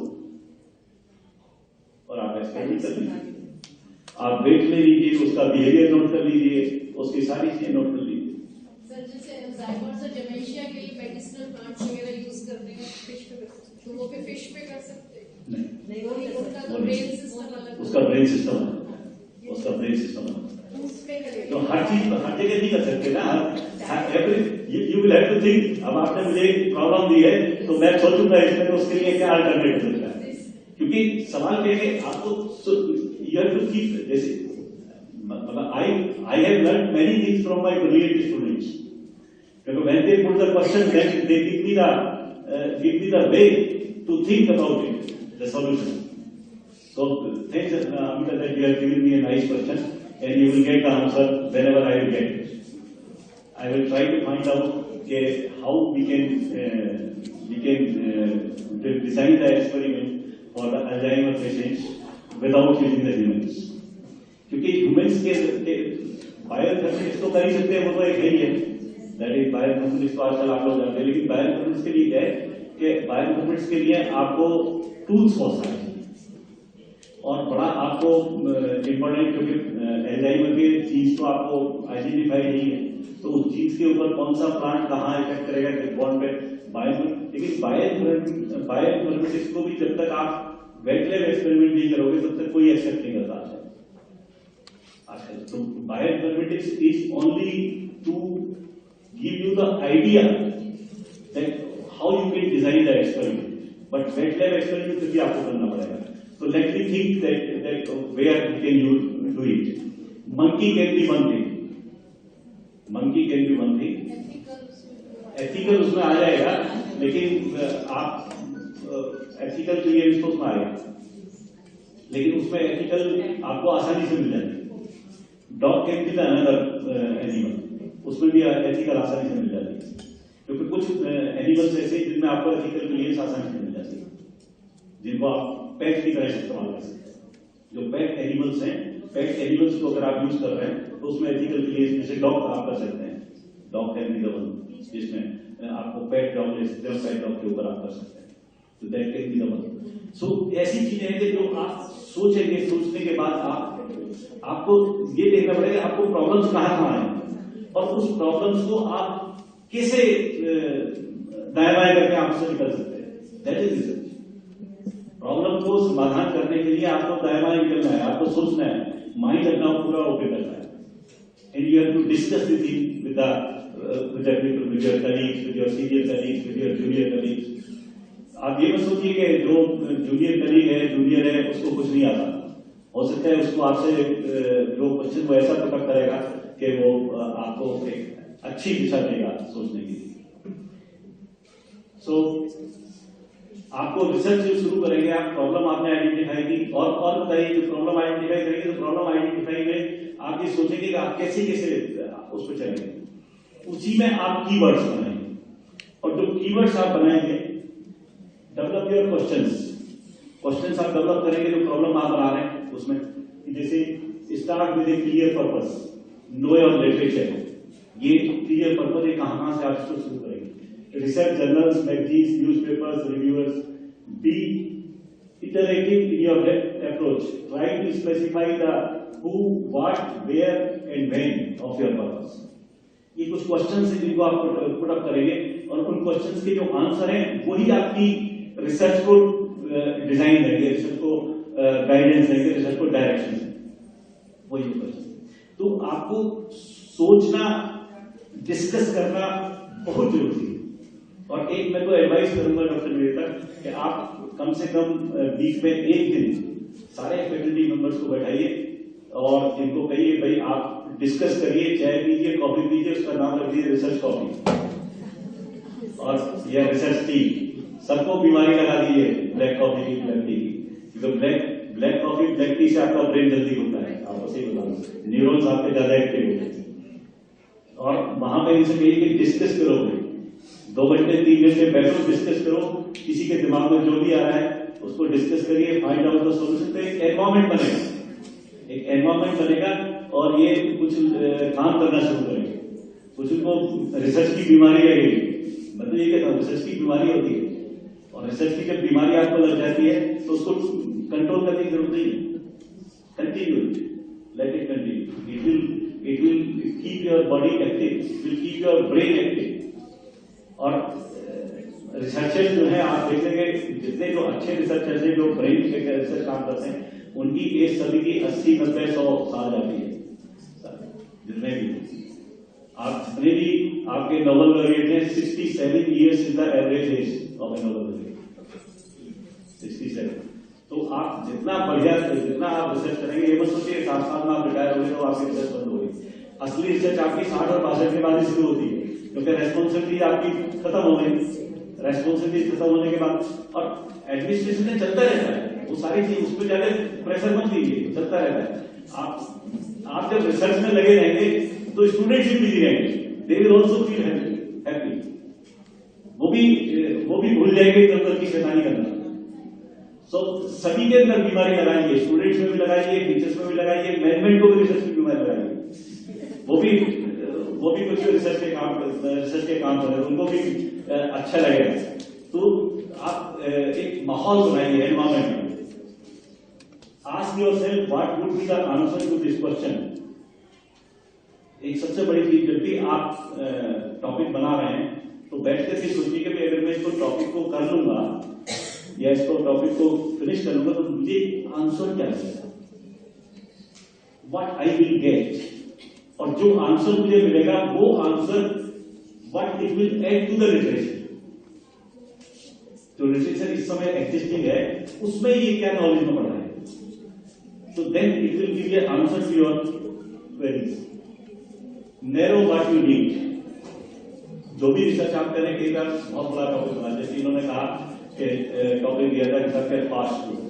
fast food is a vast, अब इसको नैरो डाउन करें। जैसे नूडल्स का क्या है, या नूडल्स जो रेगुलरली खाते हैं, रेगुलरली को फिर आप डिफाइन कर दिए। रेगुलरली का मतलब कि जो हफ्ते में कम से कम 3 दिन खाना है, आप डिफाइन कर लीजिए कि हमारी डेफिनेशन जो है रेगुलरली की है, जो हफ्ते में 3 दिन खाना है। फिर आप इसको नूडल्स में भी और डिफाइन कर लीजिए कि जो नूडल्स स्पाइसी खा रहे हैं, ये कर रहे हैं, तो आप उसी के अंदर वेराइटी करिए। एक टॉपिक लिखिए, उसी की वेराइटी बहुत सारी बना लीजिए, उसी के सारे सब हेड छोटे छोटे बना लीजिए। लेकिन आपका टॉपिक जितना नैरो होगा, अगर आपका वाइड टॉपिक होगा कि पूरे फास्ट फूड तो बहुत है, फास्ट वैरायटी है फास्ट फूड की, कितने बात, तो उसमें नैरो होना चाहिए। तो आपका टॉपिक जो है नैरो होना चाहिए, पॉइंटेड होना चाहिए, फोकस्ड होना चाहिए। पॉइंटेड और फोकस जब होगा तो then you will be able to do the correct research. Need to narrow, what do I find interesting about the topic. कैसे आप नैरो करेंगे? आप टॉपिक में पूछिए, क्वेश्चन पूछते जाइए, आपको अपने आप आंसर मिलते जाएंगे। What do I find interesting about the topic, इस टॉपिक के बारे में इंटरेस्टिंग मुझे क्या है। What might I find useful to learn, जब मैं लर्न करूंगा तो क्या मुझे मिलेगा। What personal experience I have that relate to some aspect of the topic. ये सारी की सारी जो क्वेश्चन है आपको कहीं नेट में से नहीं मिलेगी, क्योंकि मैंने खुद ही बनाए हैं सारे, जो जनरली मेरा पर्सनल एक्सपीरियंस है, मेरा पर्सनल एक्सपीरियंस है, उसी के बेस पर मैंने ये पूरी टॉपिक्स बनाए हैं। तो इसलिए आपको जब आप इसको देखेंगे तो देन यू विल एंजॉय, और इसको बैठ करके तो पूरी तरह से डिस्कस करिए। What misconception do the people have about the topic. Misconception लोगों के क्या है इस टॉपिक के बारे में, मिसकंसेप्शन है तभी तो आप उसको करेंगे, नहीं तो otherwise very you should do it. what myths exist about the topic that I would like to dispel. myths क्या है जिनको मैं सॉल्व आउट करना चाहूंगा.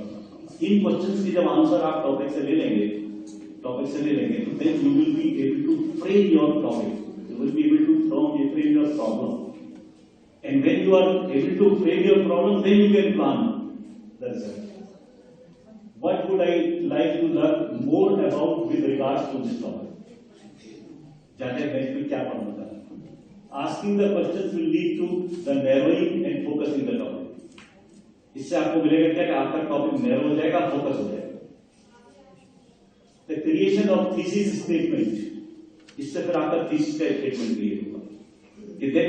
व्हाट स्टेटमेंट है ये कि प्रॉब्लम आपकी गैप्स क्या है, साइंटिफिक गैप क्या है, what objective, what you are going to do. That will also be determined with this exercise.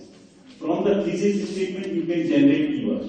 जब आपका थीसिस स्टेटमेंट आ गया तो फिर आप कीवर्ड जनरेट करेंगे. 5, 6, 8, 10 कीवर्ड करेंगे.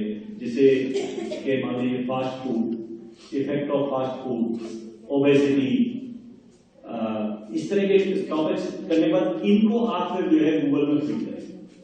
Then you will get a large number of list of research papers. लेकिन आजकल तो मैं भी पढ़ता था पिछले दिनों. I do not know how many of you know chat GPT. कितने लोग जानते हैं चैट जीपीटी? एक तो chat GPT will change the scenario of the research. Chat GPT में थोड़ा सा बता दूं है कि जैसे आपकी गूगल सर्च इंजन है, याहू सर्च इंजन है, बहुत सारे, Google is most common. Chat GPT करके एक सॉफ्टवेयर आया है जो आपके एलन मस्क हैं और जो 2-3 कंपनी सबने मिलकर बनाया है और अभी नवंबर में ही लॉन्च हुआ है, नवंबर 2022. और ये दिस इज पेड मनी. आप इसको जब यूज करेंगे तो यू हैव टू पे पेमेंट मंथली और ईयरली और कुछ एक अमाउंट करके. इसमें क्या है कि आप कोई क्वेश्चन दीजिए तो जब आप क्वेश्चन उसमें टाइप करेंगे तो वो आंसर आपको आ जाएगा. इसमें रिसर्च पेपर्स नहीं आएंगे. जैसे रिसर्च पेपर्स आते हैं ना, जब गूगल का आप टाइप करते हैं तो गूगल रिसर्च पेपर खुल के आ जाते हैं 10, 20, 50, 100. फिर आप उनको छांटते हैं. इसमें आपको छांटने की जरूरत नहीं. You will get the answer. 2 page, 4 page, 10 page, 15 page. आप और कहेंगे और बताइए, वो उसने और लिखता रहेगा. और अभी एक रिसर्च हुई कि कुछ लोगों ने रिसर्च पेपर जो है वो भी चैट जीपीटी पे बनाने शुरू कर दिए. आप ये मत समझिए हिंदुस्तानी ज्यादा स्मार्ट है. वर्ल्ड के अंदर हर आदमी स्मार्ट है. वर्ल्ड के अंदर हर आदमी स्मार्ट है. और अमेरिकन दे स्टार्टेड फर्स्ट. आप अमेरिकन को बहुत बड़ा साइंटिस्ट समझते हैं ना, दे स्टार्टेड चीटिंग फर्स्ट. और अभी जब साइंटिस्ट ने उसको चेक किया, प्लेजरिज्म भी आवाज आ रही है, आप सब लोग जानते हैं. तो प्लेजरिज्म भी अब मॉडिफाई हो रही है, वो चैट जीपीटी को भी पकड़ रही है. तो जितने रिसर्च पेपर्स इन्होंने सबमिट किए, बनाए, चैट जीपीटी पे आए, उसमें से 77% research paper could not be plagiarised. मतलब 77% को नहीं पकड़ सका प्लेजरिज्म जो आज की डेट में. अब वो भी नई थ्योरीज आ रही है, नई चीज चेंज हो रही है. हो सकता है कि इन कमिंग ईयर 6 months और 1 year the new technique will come for the plagiarism. तो साइंस इतनी फास्ट चल रही है साइंस, और इतनी फास्ट हर चीज के तोड़ निकलते आ रहे हैं. कहते हैं आप हर चीज आपने कह दिया कि रिसर्च पेपर कंपलसरी कर दिए, थीसिस कंपलसरी कर दी, पीएचडी कंपलसरी कर दी, मेरे टाइम में it was difficult to do the PhD, it was difficult to publish the research. Now it is very simple, it is extremely simple, I will say. So from the thesis statement then you will generate the keywords. और keywords को जब आप feed करेंगे Google के अंदर then you will be able to get the research papers. और research papers को जब आप लेंगे then keywords are the most important thing. Be very specific by selecting the keywords. जो keywords अगर आपके गलत सेलेक्ट हो गए तो आपकी लेबर बहुत ज्यादा है. keywords को फिर कई बार कहते हैं keywords आपको डबलिंग भी करनी पड़ती है. दिस एंड दिस, दो 3 कीवर्ड को साथ लगा करके आप करिए तो आपकी एडवांस रिसर्च करके आपको कम पेपर्स आ जाएंगे.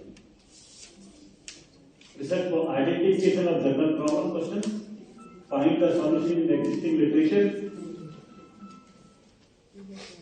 If no solution, plan your research to find out the solution. Specific questions, ये plan strategies जो मैंने आपको बताई है, तो मेरे ख्याल से अभी टाइम क्या हो गया 12:30. So then I would like to stop, and I would say that you can make a copy of this PPT, this topic, and Dr. Nimita will distribute to you people. I'm sorry that I could not complete the task because I had to rush. You can understand that I have some other responsibilities also. So thank you very much for giving me an opportunity to interact with you. And it was nice to talk to you, however, for a small time, little time. But I think that you had planned only for 1 hour. But those who know me, they know my very well that don't plan my lecture for less than 2 hours. Thank you very much.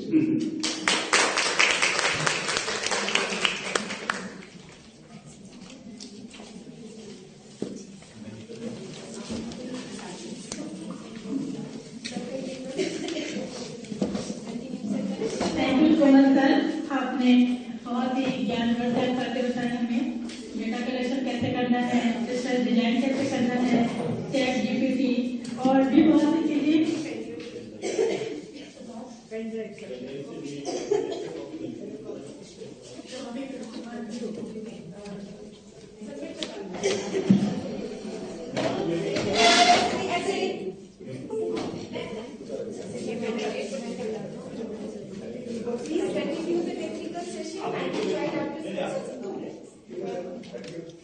Sir बहुत बहुत धन्यवाद आपका।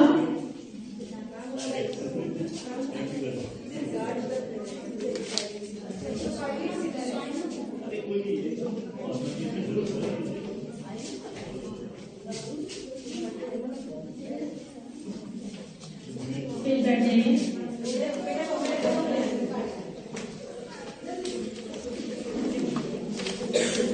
अब कार्यक्रम को आगे बढ़ाते हैं प्रोफेसर जी.एस. भारद्वाज जी को आमंत्रित करती हूँ वो अपने टॉपिक पे जो कि रिसर्च से संबंधित है आप आए और संबंधित डॉक्टर जी.एस. भारद्वाज जी।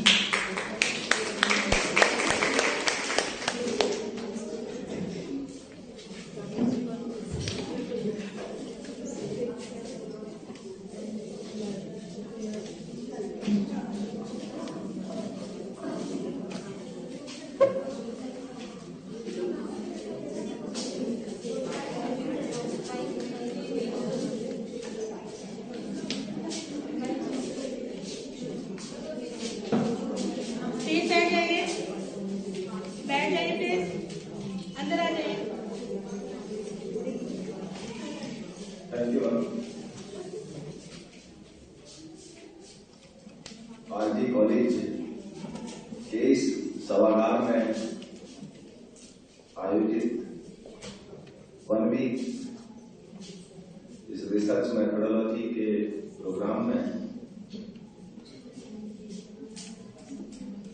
हमारे मध्य अभी हमारे अग्रज प्रोफेसर एथिकर जो वर्तमान में शोभित यूनिवर्सिटी के वाइस चांसलर हैं उनको हमने सुना रिसर्च से संबंधित और बड़ा कुछ ऐसे चीजों को उन्होंने छुआ, ऐसी चीजों को टच किया जिनपे हम लोगों को एक विभ्रम या कंफ्यूजन क्रिएट किया जाता है और ऐसे लगाया जाता है कि ये बहुत बड़ा एक हुआ है रिसर्च के मामले में।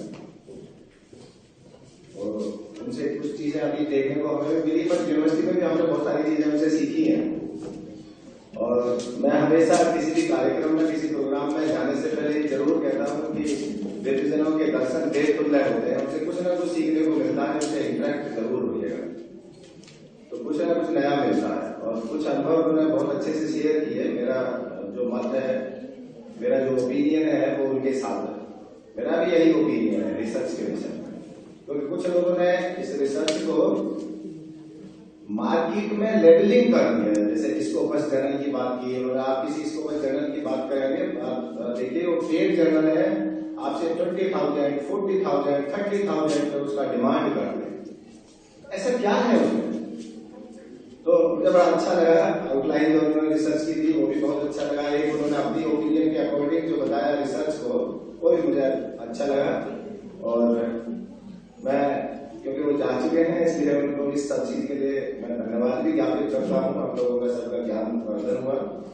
और इस महाविद्यालय की प्राचार्य डॉक्टर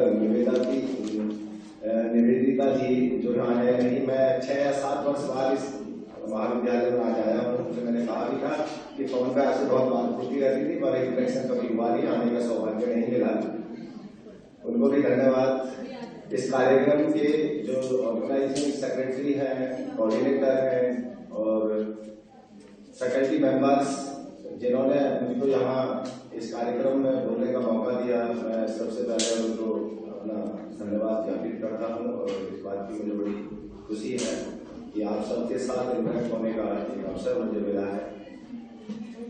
मैं बिहेवियरल साइंसेज का विद्यार्थी हूँ और जैसे कल साहब ने बताया, चौधरी चरण सिंह विश्वविद्यालय का ही विद्यार्थी हूँ। बस एक डिग्री मैंने जरूर दिल्ली विश्वविद्यालय से की है, नहीं तो मैं उसी विभाग का विद्यार्थी हूँ और उसी में मुझे सौभाग्य प्राप्त हुआ वहाँ कार्य करने का।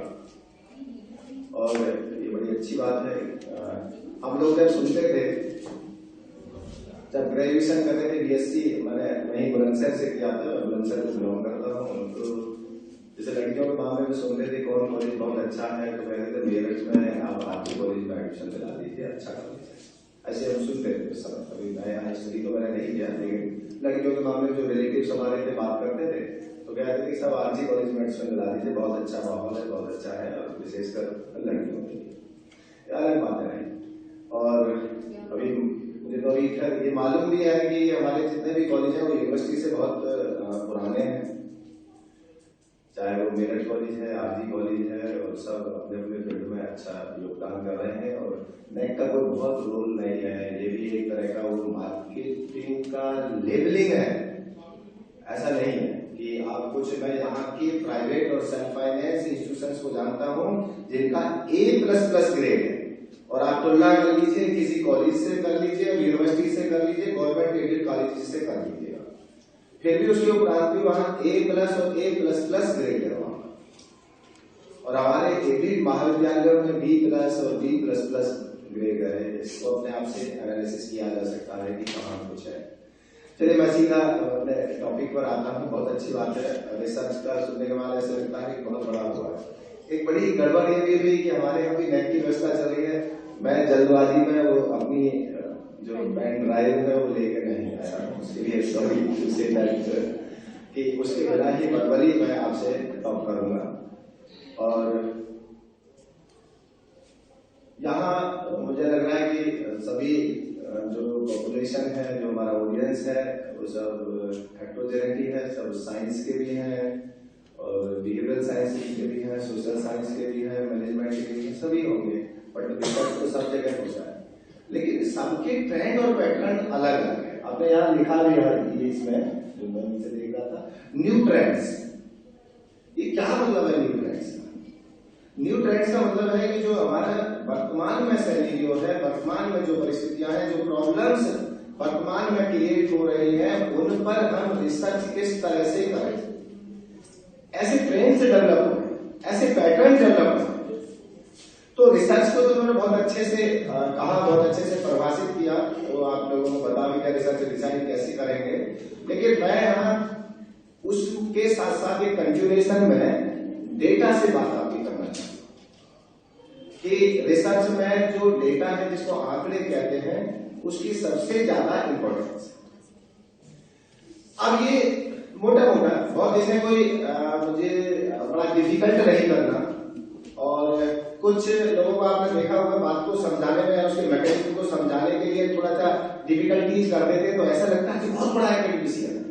मेरा एक ट्रेंड रहता है, क्योंकि बिहेवियरल साइंसेज का विद्यार्थी हूँ, टीचर एजुकेशन का विद्यार्थी हूँ, तो मैं सरल से सरल शब्दों में, सरल से सरल भाषा में या सरल से सरल तरीके में बताने का प्रयास करता हूँ।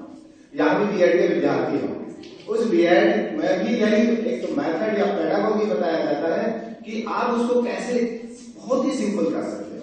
हमारे मैगजीन्स भी है, simple to complex, simple to difficult, हम सरल से साधारण से कठिन की तरफ चले। तो डेटा का खेल ऐसा और समस्या बिहेवियरल साइंस की या सोशल साइंस की, हम सोशल साइंस पर खड़े हैं। साइंस आपको समझ आ गया, हम सबको समझ आ गया, हम सब जानते हैं, उसको कहने की जरूरत नहीं है। जो सिस्टमैटिक स्टडी हो, जिसके स्टेप डिसाइडेड हो, जिसको हम प्रूव कर सकते हो, वो सब साइंस है। तो आप कहेंगे साहब, तो आपने सोशल साइंस कहा, सोसाइटी में सोसाइटी से संबंधित बातें हम कर रहे हैं, ऑर्गेनाइजेशन से संबंधित हम बातें कर रहे हैं, हम टीचर से बातें कर रहे हैं, स्टूडेंट से बातें कर रहे हैं, कंटेंट, करिकुलम, मैनेजमेंट सबसे बातें कर रहे हैं, तो सब हमारे सोशल एरिया से संबंधित है। और जब हम साइंस की टेक्निक्स को, प्रिंसिपल्स को इन सब फील्ड में यूज करते हैं तो समझिए वो सारा सोशल साइंस है। स्टडी भी साइंटिफिक है और स्टडी साइंटिफिक होनी चाहिए। अभी गर्ग साहब ने कुछ मैगजीन्स बोले थे कि हम अपने उनसे सुनते थे, चाहे वो दादा हो, दादी हो, नाना हो, आप सबको ध्यान करिएगा जरा, जो मैगजीन्स थे साइंस उन्हीं पर टिका हुआ है। उन्होंने एक वेद की बात करी, वेदांत की बात करी, आपके उन्हीं पर विज्ञान की सारी रिसर्च टिकी है और हमारे सोशल साइंस की रिसर्च भी टिकी है। एक शब्द कहा था, जैसा खाए मन ऐसा हो। अब देखिए, बट इसे प्रूव कैसे करें? तो प्रूव तो डिजाइन से करें, उसको कहते हैं रिसर्च डिजाइन। रिसर्च मेथड और रिसर्च डिजाइन में डिफरेंस है। आपका रिसर्च टॉपिक बन गया, रिसर्च क्वेश्चन बन गए, रिसर्च हाइपोथेसिस हो गया, लेकिन यदि आपका रिसर्च डिजाइन ठीक नहीं हुआ है, इंपॉर्टेंट रोल प्ले करता है रिसर्च डिजाइन, क्योंकि डिजाइन के माध्यम से, डिजाइन के आधार पर ही हम उन थिंग्स को प्रूव करते हैं। मेथड, रिसर्च मेथड तो आपको पाथ ऑफ वे और ये अप्रोच प्रोवाइड कराता है कि आप उस इंफॉर्मेशन को, उस इवेंट्स, फिनोमिनॉन या उस प्रॉब्लम से संबंधित सूचनाएं कैसे गैदर करें, और वो जो सूचनाएं हम गैदर करते हैं उन्हीं को डेटा या आंकड़े। ये दो तरह से आंकड़े हैं हमारे पास, सब ने रिसर्च में यूज किया है, सब जानते भी हैं। एक हम कहते हैं प्राइमरी डेटा और एक हम कहते हैं सेकेंडरी। ठीक है, बिहेवियरल साइंसेज में, सोशल साइंसेज में मोस्ट प्रोबेबली जो डेटा यूज किया जाता है उसकी कोई यूनिट निर्धारित नहीं होती, ये सब जानते हैं। पर ये डेटा जिन टूल के माध्यम से कलेक्ट किए जाते हैं उनको रिसर्च टूल। अब साइंस की लैब में जो आपके रिसर्च टूल है और सोशल साइंस या बिहेवियरल साइंस में जो रिसर्च टूल है उनमें बड़ा बिग डिफरेंस है। आपने सुना भी, कहा भी, सर ने कहा कि बहुत सारे लोग सर्वे करा। सर्वे हमारा मेथड है, रिसर्च मेथड है सर्वे, लेकिन सारी रिसर्च सर्वे मेथड से नहीं। सर्वे मेथड में आपने सर्वे किया, सर्वे मेथड में भी आप दोनों तरह की डाटा यूज करते हैं, प्राइमरी डेटा और सेकेंडरी डेटा। जो दूसरे लोगों ने इंफॉर्मेशन गैदर की हुई है, कोई डॉक्यूमेंटेशन है, कोई पब्लिकेशन है, अभी उससे संबंधित हम इंफॉर्मेशन आप गैदर कर रहे हैं, वो सारे सेकेंडरी डेटा। और प्राइमरी डेटा वो है जो आपने ही इनिशियल स्टेज पर एकत्रित किया। अब यहां थोड़ा प्रॉब्लम होती है, क्या सर ने बात करी क्वेश्चनियर की। क्वेश्चनियर में सारे क्वेश्चंस नहीं होते, आप समझ लीजिए। क्वेश्चनियर के द्वारा जो इंफॉर्मेशन या डेटा मिलता है, मैं दूसरी बात करता हूं नेचर ऑफ द डेटा, उसका नेचर डिफरेंट टाइप का है। रेटिंग स्केल से जो मिलता है उसका डिफरेंट टाइप का, टेस्ट के माध्यम से जो डेटा मिलता है उसका नेचर डिफरेंट टाइप का। हाँ, ये बात सही है कि आप अगर किसी से इंटरव्यू के जो डेटा कलेक्ट कर रहे हैं तो वो स्ट्रक्चर्ड होना चाहिए, क्योंकि अनस्ट्रक्चर्ड में वीकनेस ज्यादा होती है। जो प्रॉब्लम है, प्रॉब्लम से संबंधित आपने क्वेश्चन तैयार किए हैं, स्टेटमेंट तैयार किए हैं, उन्हीं से इंफॉर्मेशन गैदर करनी है, लेकिन इसका पर्पज चेंज होता है।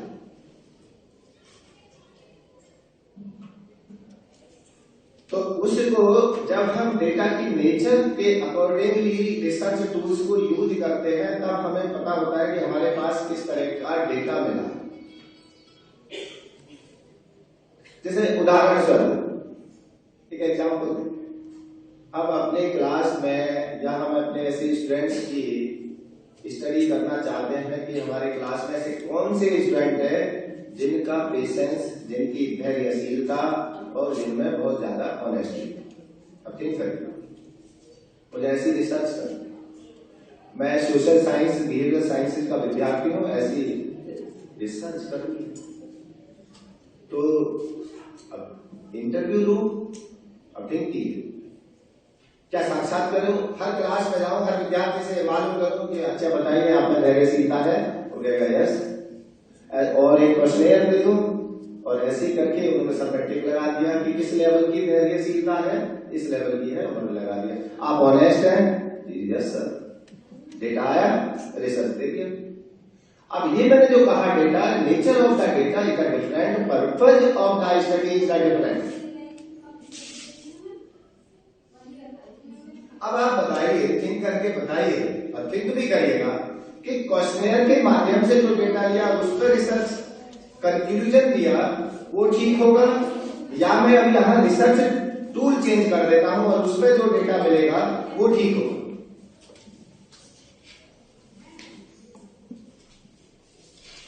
तो आप सोच रहे होंगे कि ये डेटा कैसे करेक्ट करेंगे।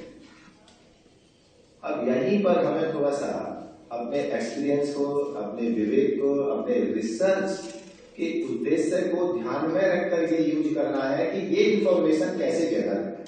अब ये जो रिसर्च टूल होगा वो साइंस वाला रिसर्च टूल तो नहीं होगा, ये रिसर्च टूल तो आपको बनाना होगा। ये रिसर्च टूल सिचुएशन जनरेटेड होगा। सारी क्लासेस पूछ लीजिए, अभी मैं जब वर्कशॉप में उसमें सुन रहा था, उन्होंने कहा 1 महीने पहले जब मैं वहां पे था राजस्थान में, जो आपके JNU आपका लॉ का एक यूनिवर्सिटी था, तो हमने स्टडी करी वहां के इन सबको ये कराया, 1 महीने बाद भी दिया तो डाटा चेंज हो गया। अब देखिए आपका भी डेटा चेंज होने वाला है, लेकिन ये टूल पर डिपेंड करता है। हम हर तरह का रिसर्च टूल हर तरह की प्रॉब्लम में, शोध समस्या में प्रयुक्त नहीं कर सकते। समस्या यही खड़ी होती है। एक शब्द दिया जाता है appropriateness of the research tool. Research tool की एप्रोप्रिएटनेस है या नहीं, इसको मैं जरा दूसरे शब्दों में भी समझाने का प्रयास करूंगा। यदि किसी का वेट मेजर करना हो तो कौन सा टूल यूज करेंगे, और वेट मेजर करना हो तो आप वेट किलोग्राम में और किलो में करेंगे। और अगर आप ये कहें कि इनका वेट 176 सेंटीमीटर या मीटर है, तो कैसा लगेगा? क्या हम मीटर से वेट मेजर कर सकते हैं? ठीक करिए। आप कहेंगे सर एप्रोप्रिएटनेस नहीं है मेजरिंग टूल में। जब एप्रोप्रिएटनेस नहीं है तो क्या डेटा में एप्रोप्रिएटनेस होगी? अब आप थिंक कर लीजिएगा। मैंने आपसे कहा था कि जो फिनोमिनन और इवेंट्स हमारे पास है, जिसको रिसर्च की भाषा में वेरिएबल कहते हैं, उस पर ये निर्भर करेगा कि उस वेरिएबल का नेचर कैसा है। उसके अकॉर्डिंगली ही रिसर्च टूल आपके हैंड में होगा। तो मैं वहीं पर हूं जहां मैंने आपसे कहा था कि मैं अपने स्टूडेंट्स की एक ऐसी रिसर्च देखना चाहते हैं कि हमारे स्टूडेंट्स में ऑनेस्टी कितनी है, और ऑनेस्टी के डायमेंशंस क्या है, ऑनेस्टी के एरियाज क्या है। ये कह देगा कि मैं ऑनेस्ट हूं, मैं ईमानदार हूं, मेरे में बहुत ज्यादा पेशेंस है, तो आप क्वेश्चनेयर लाएंगे, 500 विद्यार्थियों से भरा लीजिए, सब ठीक कर देंगे, आपको लगेगा, एक भी ऐसा नहीं लगेगा जो ये कहेगा मैं ऑनेस्ट नहीं हूं। चलिए, तो आपको दो डिफरेंस मैंने समझाने का प्रयास किया, एप्रोप्रिएटनेस। अब मैं अभी अपनी चर्चा सिर्फ डेटा से ही कर रहा हूं। अगर डेटा में गड़बड़ है तो आपके रिसर्च फाइंडिंग्स में गड़बड़ होगी या नहीं होगी? तो क्या डेटा हमको सही मिला, चाहे वो डेटा प्राइमरी हो चाहे वो डेटा सेकेंडरी हो, पर इस डेटा के तैयार करने में या इंफॉर्मेशन गैदर करने में रिसर्च टूल का इंपॉर्टेंट रोल होता है। अब हम इसका नेचर चेंज करते हैं। किसका? Research tool. आप जाइए अपनी क्लास, आप टीचर हैं, आपसे मैंने कहा कि ठीक है मैं यहाँ आरजी कॉलेज में बीएड या बीएससी या बीए के स्टूडेंट्स की ऑनेस्टली देखना चाहता हूं, आप मुझे सहयोग करिए। I am the researcher. मैंने कुछ कॉलेजेस को सेलेक्ट किया, कांटेक्ट किया प्रिंसिपल को, कांटेक्ट किया कंसर्न टीचर को। मैंने कहा कि ड्यूरिंग द एग्जामिनेशन, जब एग्जाम का सिस्टम चल रहा हो तो आप सारे स्टूडेंट्स को क्वेश्चन बुकलेट दे दीजिए। आपको क्वेश्चन बुकलेट दे दिया, ठीक है, और आपने कहा उनको कि मुझको 2 मिनट के लिए बच्चों बाहर जाना है, कोई क्वेश्चन बुकलेट को खोल के नहीं देखेगा, ठीक है। मैंने एक यहाँ डिवाइस लगा दिया है और कोई देखेगा, जो देखेगा उसको मैं एग्जाम से बाहर करूँ, ठीक है, ओके मैम, कोई नहीं देखेगा। अब बाहर गए, आपका थर्ड आई जिसको कहते हैं वो लगा दिया, रिटर्न लगा दिया। अब आप उसके बाद 2 minute, 4 minute, 5 minute, 6 minute, 10 minute चलने दीजिए, ठीक है। मैट्रिक्स तैयार करिए, आपको 1 टाइम मिल गया कि हमारे स्टूडेंट्स में कितनी ऑनेस्टी थी। ये मैंने एक कॉलेज से एक क्लास से डेटा लिया, अभी मैं दूसरी जगह जाऊंगा, तीसरी जगह जाऊंगा, चौथी जगह जाऊंगा, पर ये मेरा 1 टाइम डेटा होगा। अभी एक समय का, दूसरे में मैं इस स्ट्रेटेजी को फिर चेंज करूंगा। अब थिंक करिए जरा, ये डेटा ज्यादा सिग्निफिकेंट है या वो डेटा ज्यादा सिग्निफिकेंट है? ये डेटा सोशल साइंस में रिसर्च की क्वालिटी को इंप्रूव करेगा या वो डेटा इंप्रूव करेगा? परसेंटेज की बात मैं नहीं कर रहा हूं, वो एनालिसिस ऑफ अलग बात होगी। एनालिसिस ऑफ डेटा में हम स्टैटिस्टिकल टेक्निक यूज करते हैं, उसका भी फंडा है। सब क्या फंडा है? हर तरह के डेटा पर हर तरह की स्टैटिस्टिकल टेक्निक यूज नहीं होती है, और जो विद्यार्थी स्टैटिस्टिक्स के यहाँ पे बैठे हो वो करके देख ले, हर रिजल्ट अलग अलग मिले। तो सर सिचुएशन के अकॉर्डिंग तो अलग अलग नेचर ऑफ डेटा पर निर्भर करेगा। अभी जैसे मैं आपसे रेटिंग स्केल पर डेटा है, कोरिलेशन निकालना, रेटिंग स्केल पर डेटा है, रेटिंग कराइए से सहसंबंध ज्ञात करना दोनों के बीच में, तो हम कौन सा कोरिलेशन का मेथड यूज करेंगे? उसका पियर्सन करेंगे, मल्टीपल कोरिलेशन करेंगे, पार्शियल कोरिलेशन करेंगे, रैंक डिफरेंस करेंगे, कौन सा करेंगे? अब आप करके देखिए, कॉल पियर्सन को करके देखिए, प्रोडक्ट मूवमेंट को करके देखिए, हर बार आपको अलग अलग आउटपुट मिलेगा। लेकिन जो डेटा हमने रेटिंग स्केल पर लिया, rating, I am saying that rating scale, विशेषकर सोशल साइंस और बिहेवियर साइंसेज में रेटिंग स्केल पर लिया है, वहां कॉल पियर्सन या प्रोडक्ट मूवमेंट मेथड यूज नहीं होगा, स्टैटिस्टिक्स का मेथड। वहां पर स्पीयर में रैंक डिफरेंस रेटिंग लिया है, उन रेटिंग में जो लिया है उनके रैंक में डिफरेंस देखना है, उन डिफरेंस के बीच में क्या कोरिलेशन है।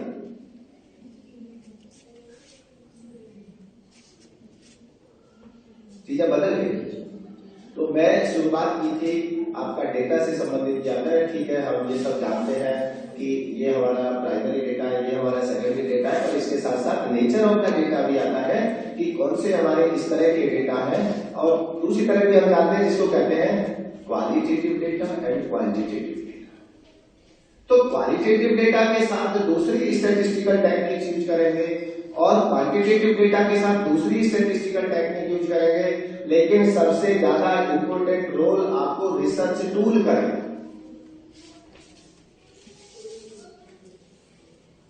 इस पर थोड़ी सी चर्चा करते हैं रिसर्च टूल के बारे में। यहाँ डेटा की बात होगी, डेटा में तभी ऑनेस्टी होगी जब रिसर्च टूल हमारा ठीक हो।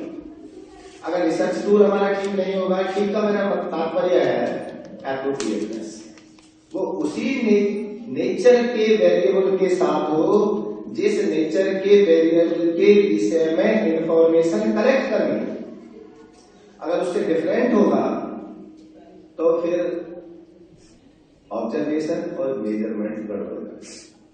और एक लेबर का मैंने उदाहरण भी दिया, इसको बहुत अच्छे से हम जानते हैं, वेट वाला, कि वेट को हम ग्राम और किलोग्राम में ही मेजर करेंगे, मीटर या सेंटीमीटर में नहीं कर पाएंगे। तो इसी तरह से कि हम यहाँ ये थिंक कर रहे हैं जब रिसर्च कर रहे होंगे कि हमारा रिसर्च का जो टॉपिक है और हमारा जो वेरिएबल है उसमें हम डेटा कैसे कलेक्ट करें। अब कई बार ये भी प्रॉब्लम आती है कि रिसर्च टूल उस तरह के होते नहीं।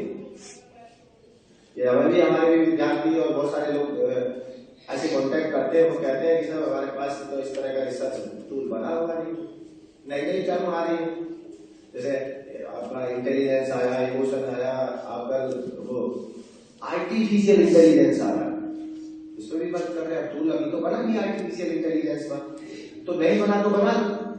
लेकिन फिर मैं वहीं से रिपीट कर रहा हूं, आपने अपने रिसर्च के जो उद्देश्य और पर्पज है, जो वेरिएबल आपके रिसर्च में है, उनके अनुसार बनाना। और रिसर्च टूल सिर्फ उन्हीं के लिए बनाए जाते हैं जो वेरिएबल, मेजरेबल और ऑब्जर्वेबल होंगे।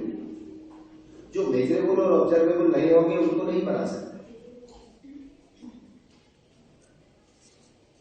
अब रिसर्च टूल ठीक है, हमारे हैंड में है, रिसर्च टूल से ही हम डेटा कलेक्ट करते हैं। अगर रिसर्च टूल ठीक नहीं है तो डेटा भी हमारा ठीक नहीं है, हम सब अच्छे से परिचित हैं। रहा सवाल कि ये जो डेटा है, हमारी जो पॉपुलेशन है, जो हमारा सैंपल है, वो साइज कैसा होना चाहिए। पर ये कोई हार्ड एंड फास्ट नहीं है कि 500 का ही होना चाहिए या 50 का होना चाहिए या 100 का होना चाहिए। क्यों? ये फिर भी उसी पर डिपेंड करता है आपका नेचर ऑफ प्रॉब्लम एंड आपके पॉपुलेशन। आपका पॉपुलेशन कैसा है और नेचर ऑफ प्रॉब्लम कैसी है। डेलिक्वेंट चिल्ड्रन एक शब्द हमने सुना है। अब हम डेलिक्वेंट चिल्ड्रन पे वर्क करें तो कितना डेटा हो, जो भी गर्ग साहब ने कहा था कि उसको हम नैरो करें, नैरो का मतलब स्पेसिफाई करें। हम ये डिसाइड करें कि डेलिक्वेंट चिल्ड्रन कौन है, उसको डिफाइन कर लिया जाए और कहां तक के डेलिक्वेंट चिल्ड्रन सिर्फ मेरिट के, सिर्फ ऐसे स्टूडेंट जो रूरल एरियाज को बिलोंग करते हैं, ऐसे स्टूडेंट जो अर्बन एरियाज को बिलोंग करते हैं। तो अगर ये हम डेटा इकट्ठा करेंगे तो 500, 600, 1000, 50, 40 इस तरह से नहीं करेंगे, इस नेचर के अकॉर्डिंग करेंगे कि हमें 2 स्कूल से, 3 स्कूल से, 4 स्कूल से डेटा लेना। तो 500 या इसका कोई हार्ड एंड